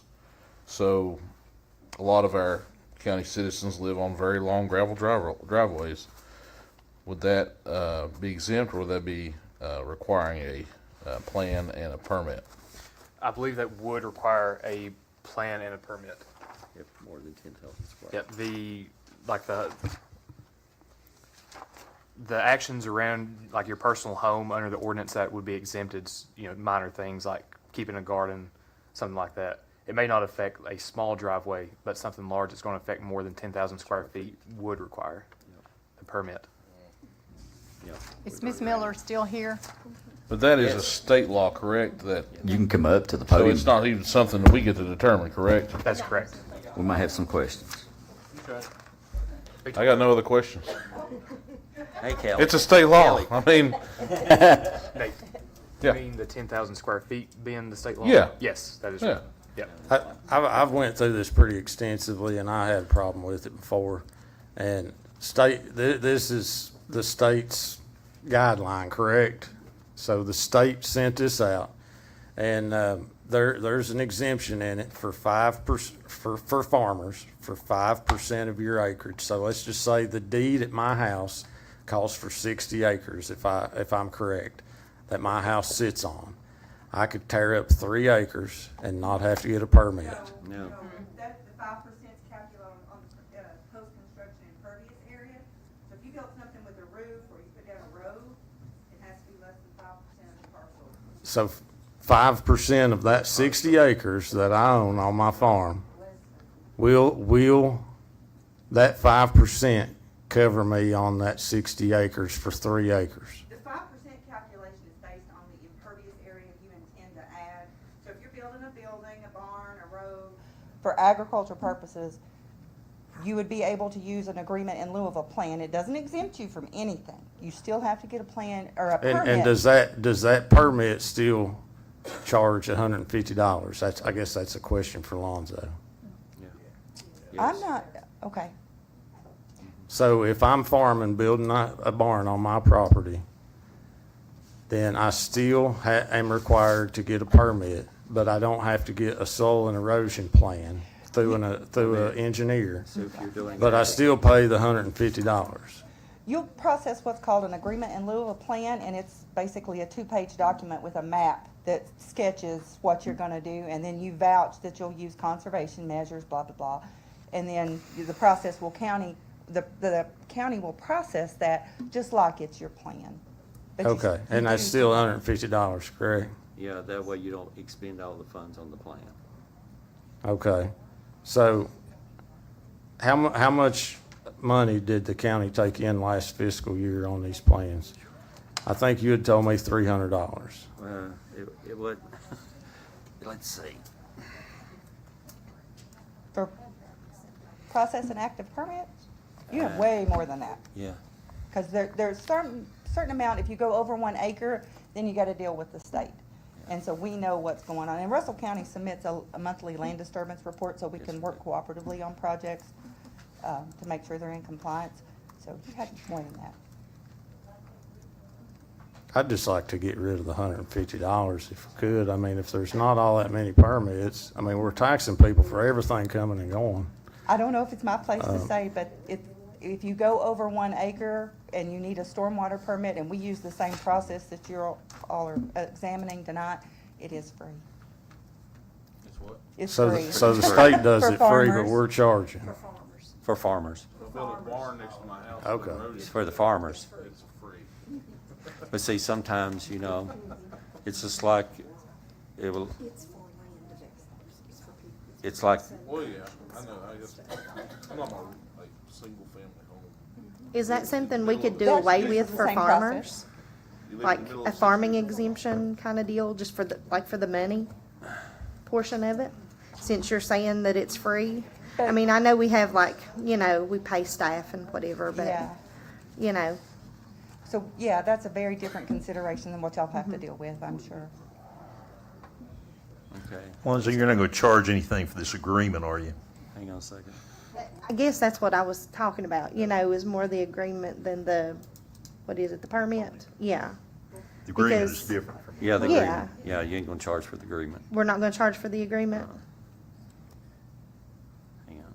Let's go to the terminology. Because that's what Andrew was asking I'm about like- first, I'm like, was Nate, that you let's just see said what permit. the code says. We had it listed here just. So while he's looking, if I have a 60-acre plot and I have a house and I'm putting a barn in and I need to get a road in, So, and the road's over 1,250 feet and it's 8 feet wide, that's over 10,000 square feet. Tell me what's happening. is the road to your barn or to your house? The barn's next to the house. Is it gonna be a shared road? Yes. Then it would be a case-by-case determination, but more than likely it would be counted as a farm road. But now, Which if is it's new exempt? construction, it's not exempt, Okay. And that, I think we're crossing wires a little bit, because there are exemptions in the erosion and sediment control law for farming, and it Yes, has to there do is. with the production of food and fiber. If you're tilling a field for corn, you're making pasture, those kind of things are exempt, done. You don't have to do nothing. Gotcha. But if you're building a farm-related structure, or something that you need to get your product to market, like a farm road, Okay. then those things can use this new process. Well, it's not new, it's 2003, but can use this agreement in lieu of a plan process. So you use that abbreviated process, you'll turn that into the county, they'll evaluate it and then give you your land disturbing permit. You still have to abide by the terms of that permit and do all the things, conservation measures, best management practices, those kind of things to protect the environment, but you don't have to have the added expense of an engineered plan. Yeah. Right. Well, that's my concern. It's a lot, because if you have a farm, sometimes that road going in. So are we charging for the agreement, Lonzo? See, on paragraph C of section 1.8, on the permit fees for security of performance, an administration fee of $150 shall be paid to the Russell County at the time the submission of the erosion and sediment control plan. Okay, so that agreement eliminates? Yes. Okay, I'll call the vote, I'm fine. Yeah. Thank y'all. That's it. There's no other terminology. It's very plain and specific. And Okay, Just with the plan, just for the plan, ENS plan. not the agreement. Nope, that's what it says. we got a motion and a second. All in favor? Aye. Any opposed? Thanks for staying. Get it complicated. Okay, now we're moving on down to number 5, resolution of county participation in the proposed direct settlement of the opioid-related claims. I make a motion, we elect to participate in this. Yes, there's a lot of money in. Second. And we got a second by Does Ms. this money go into the opioid abatement Yes, fund? yes. Okay. All restricted. Question, do we know how much? No. Possibly? I know what the total aggregate they're going after is $3 billion, but how much our cut is, we're yet to know, but, you know. The Russell County portion would depend on how many people, or how many entities join in by that September deadline. So, Thank you. yeah, so it'd be about $3 billion lump sum for the total settlement, divided by ever how many entities take part. And everybody's got their hand in the cookie jar. Okay, all in favor? Aye. Any opposed?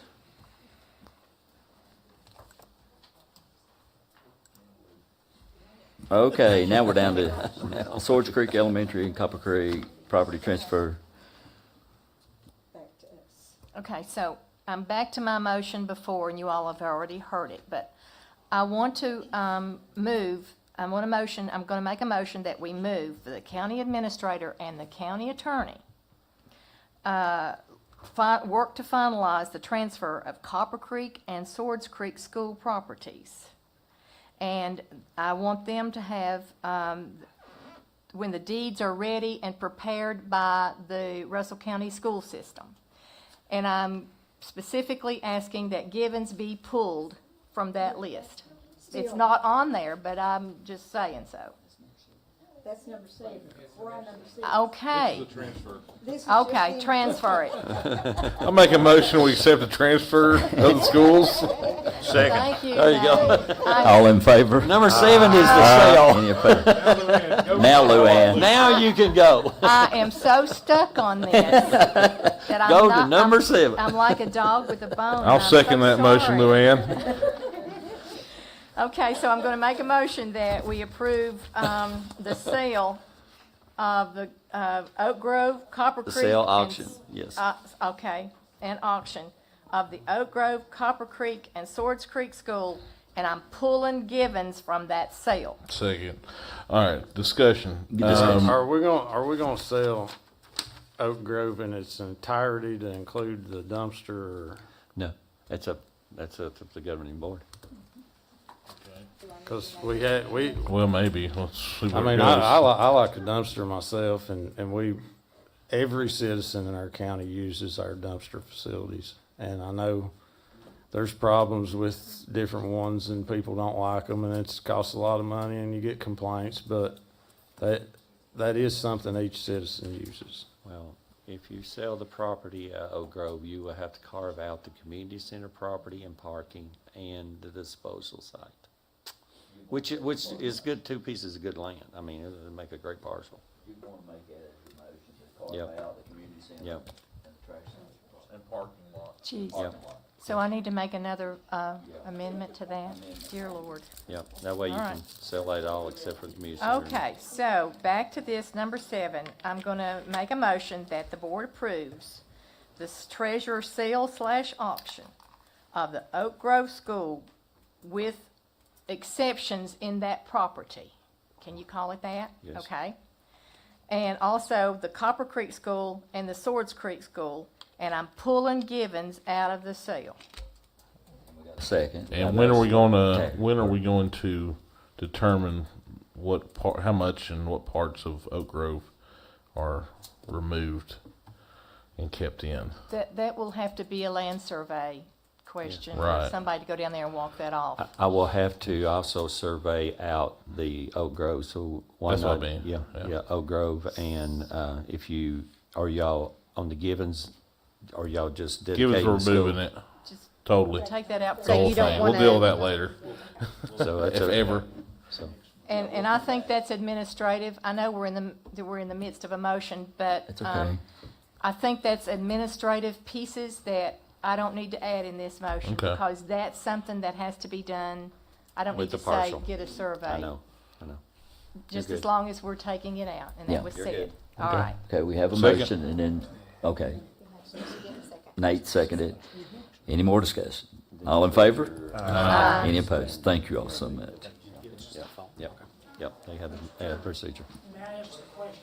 Yes. By taking Givens School out of this option, does that mean you're honoring your May commitments to Star Ministries?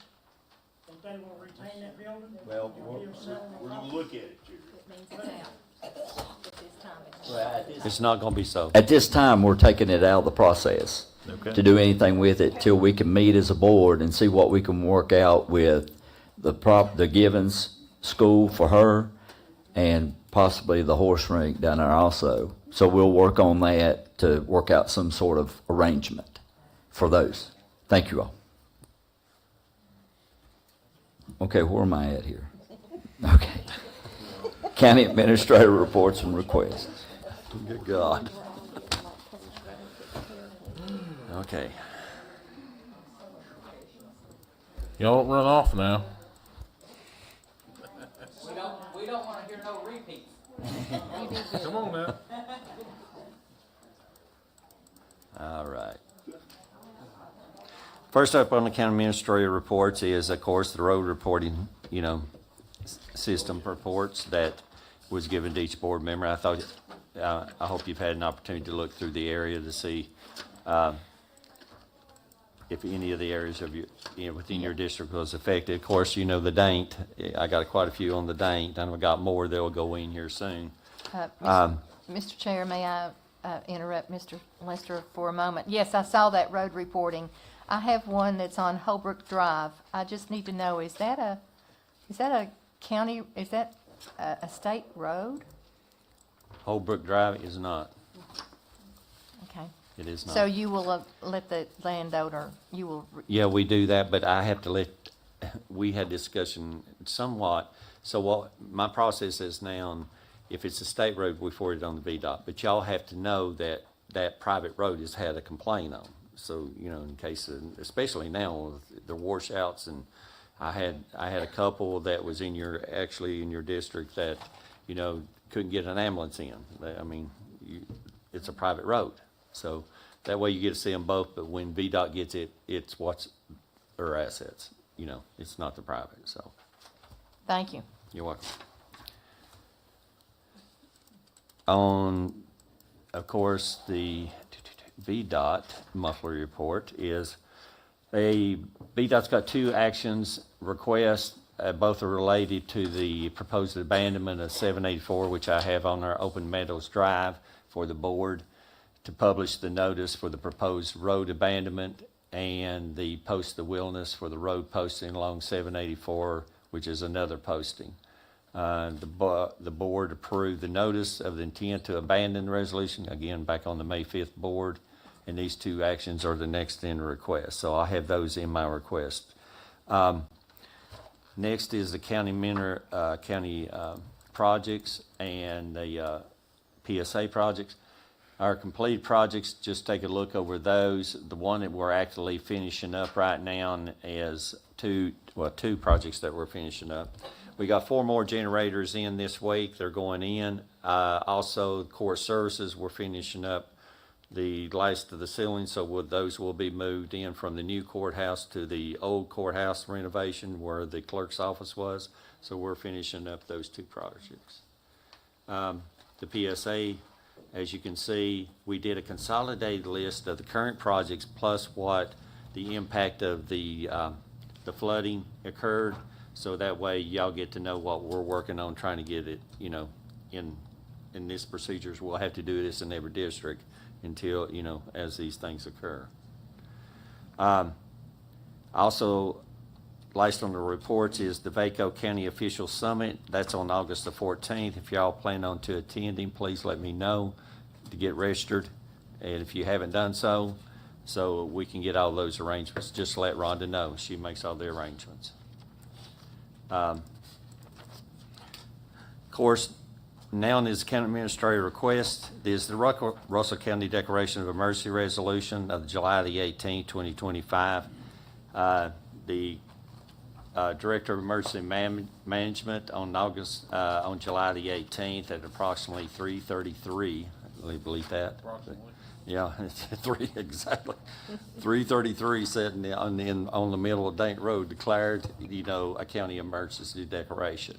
So I need approval for that declaration. So in case we have been having conversations, Bill's still here? He snuck out here, didn't he? We had conversations during the event we talked to the Attorney General's office. We also talked to the governor and the governor's staff, and the governor himself. So he's promised some assistance, so we had to have this in place, to continue on and, of course, get all the resources that we needed to have. I need a motion for approval. So moved. Second. Okay, a motion and a second. Any discussion? All in favor? Aye. Any opposed? Thank you all. Next on the county administrator request is VDOT's request to publish the proposed abandonment and notice of 784 Open Meadows Drive and post the wilderness road posting along 784. That was previously mentioned in the VDOT request. I'll make that motion. Second. Okay, a motion and a second. Any discussion? All in favor? Aye. Any opposed? Thank you all. Okay, next one is I need a motion for the Russell County School Reversion Fund transfer back to the county of $245,694.90. Mr. Chair? Oh, I need a motion to accept. That was quick. I'll make a motion. Okay. and I'll second it with some clarity that I would like to begin the process, if necessary, for architect and engineering documents for the fire station to be built in Dank, Virginia with that money. Okay. Okay, we have a motion and a second. Any more discussion? I had designs on it to start an animal shelter. Everybody had their cookie. We got a lot of hot irons in the fire here. So the motion does not include the Dane Fire Department, but it is a strong consideration. Let's get the money in our bank account and then we can fight over it. Yeah, there we go.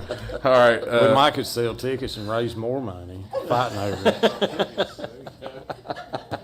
And I wish somebody had called the vote before we talked. I'll call it. Okay, all in favor?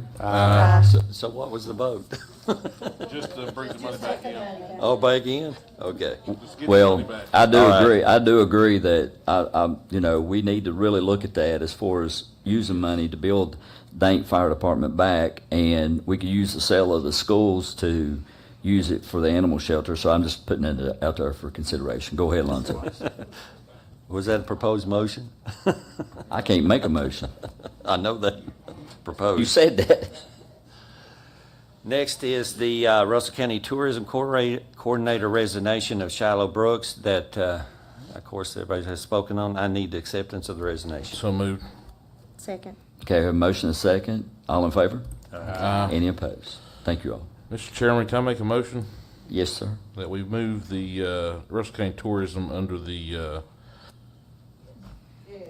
Chamber of Commerce? I'll give you a second on that. Okay, we have a motion and a second. Any discussion? Yes. As much as that rings, that we need something, there are documents that need to be approved for this sort of organization in order to receive Virginia tourism funds. And I think that we need to look at that before you act. All right, so amend my motion to direct our attorney to look into the legal aspects of transferring our tourism department under the Chamber of Commerce. Well, And I'll give you the second on that. another discussion. It is, I mean, I'm sure you can do that. That was there before. But what has changed in Virginia is we have destination marketing DMOs. monies. And the county is currently a DMO. And so all of our counties have that. And by code, I think, for that money, you have to have a full-time person that is running the show, so to speak, and is trained and has credentialing in that. How much money is that, Mr. Lester, a year? For, That grant money? it's multiple grants. Oh, okay. It's multiple grants. For publishing, posting booklets, advertising events. Are there things, Angie, that you could, for grants for the chamber to do the same roundabout thing? Well, we would have different grants. Some tourism grants we can apply for, it just depends on what it is. I'm totally okay with some of the finances still being regulated through the county to help facilitate that. But in the state of Virginia, most tourism is connected to the chamber already, so it's been done. We can figure out how to do it. It's happening all over the state, and all over the country, really. I mean, most of them aren't connected, so. Right. So taking all that into consideration, Mr. Attorney, that I include all that into my motion of things to be considered and making Yes. sure that we're utilizing every bucket we can get a hold of and what the regulations are as far as whether or not we need a full-time employee, if that person has to be paid a certain salary, or if they can work for peanuts. Can I make So a, my suggestion, because I've talked to a few, is contracting it out to us, because you don't want me as an employee, I Yeah. assume, because then I'd have to be paid more money than what. So we that's another thing, we Well, could look at 1099 or that seems kind of seems to me we ought to work out all these kinks legally before we do anything. that's what I've made a motion for. Yeah. Just, Have the attorney look into it. Yeah, that was the original motion. that's my motion. Okay, that's the If motion. that is That's the your motion, second. I couldn't tell you what the motion was. So let me repeat the motion. Please do, Nate. Let Please repeat Tara, it. let Tara. Oh, you want her to? Okay, yeah, Terry, go ahead. I'm just, so we're going to direct our attorney to explore the Can I say one more thing? ins and outs. Yes, ma'am. Currently, we have just moved Kim Smith onto our board, who was over Heart of Appalachia. Right. So that may solve a lot of that issue, Right. because I would have somebody on board that. She's credentialed. Right. Okay. So anyway, go ahead and look into what all we have to do legally and implications of moving the tourism under the chamber, and have it ready next month. You need to also. Second. Well, and just for this little tidbit, I want y'all to be thinking too, as far as appropriations, like what it's going to cost and what we're going to do and all that. Okay. All right. All in favor? Aye. Any opposed? Thank you all. Okay, the last thing on our, the county minister, well, it's not the last one. Yeah, we added to it. I need the travel request for Russell County Building Official. This is the, BACO training, conference and training. Actually, Russell County has actually received an award during this event, so, yes. Was it Kelly Lee? So that's part of it. I need I'll make a a motion motion. for the travel request. No second. Motion and a second, all in favor? Aye. Thank you all. The next is we done the resolution, so, It's Labor Day meeting. yes. We already moved the Labor meeting Day. though, didn't We we? need, Yeah, I'll make a early motion, we move The our meeting. regular September board meeting from Labor Day to Tuesday, September the 2nd, at 6 PM here in the boardroom. I'll second that. Motion second, all in favor? Aye. Any opposed? And the last one is, of course, Nope, nope, nope, nope. Nope, the auditor selection. yeah, I Auditor know, selection. yeah, The last one was closed. I session. closed. Yeah, God. You guys have tore this budget up. It's just rush. Okay. Don't rush it. Okay. The next audit, county administrator request is, of course, Tara Dye and Ms. Wallace, both today met with the internal auditors, as y'all seen come up here and speak. We interviewed them both along with the treasurer. Again, say prayers for the commissioner of revenue. He was in a bad wreck. He was supposed to be part of the meeting. So I need a motion to approve the contract for Robinson Farmers and Cox that was in the board packets for the annual audit professional services to be negotiated by the county attorney and county administrator. So moved, Mr. Chair. Okay, I have a motion. Do I have a second? I'll give you a second. Okay, thank you, Tara. All in favor? Aye. Any opposed? Now, last motion is, last request is closed session. So Steve, that's you. I'd like to make a motion that we go into a closed session, to discuss legal matters pursuant to section 2.2-3711A 5, 7, and 8, legal discussions concerning a proposed solar project siting agreement. Okay, I need a second. Second. Okay, I have a motion and a second. All in favor? Aye. Okay, we're going to be going into closed session, and we'll be out shortly. Bathroom.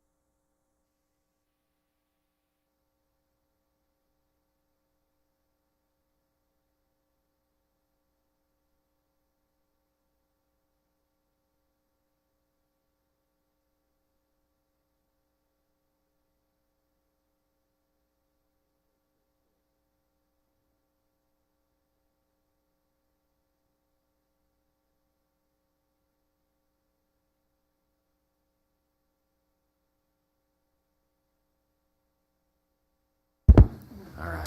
Mr. Chairman, I'd like to make a motion, we come out of executive session. Okay, do I have a second?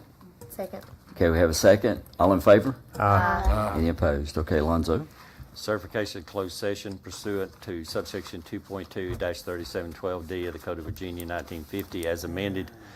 Each member of the Board of Supervisors upon roll call certifies that to the best of their knowledge, only public business matters lawfully exempted from the open meeting requirements under the Virginia Freedom of Information Act, and only such public business matters that were identified in the motion by which the closed meeting was convened were heard, discussed, or considered in the meeting by the Board of Supervisors.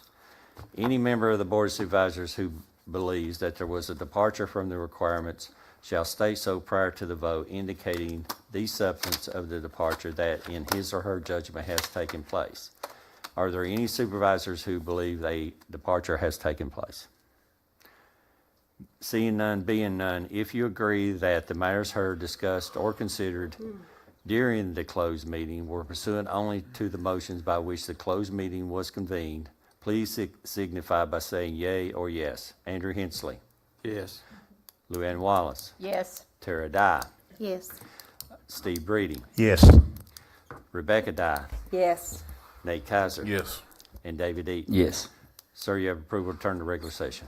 Okay, the only thing we've got right now is board discussion and reminders. Does any of the board members have anything? Seeing none, I make a motion, we adjourn. we got a motion. Do we have a second? Okay, all in favor? Aye. Any opposed? Thank you all so much for enduring this.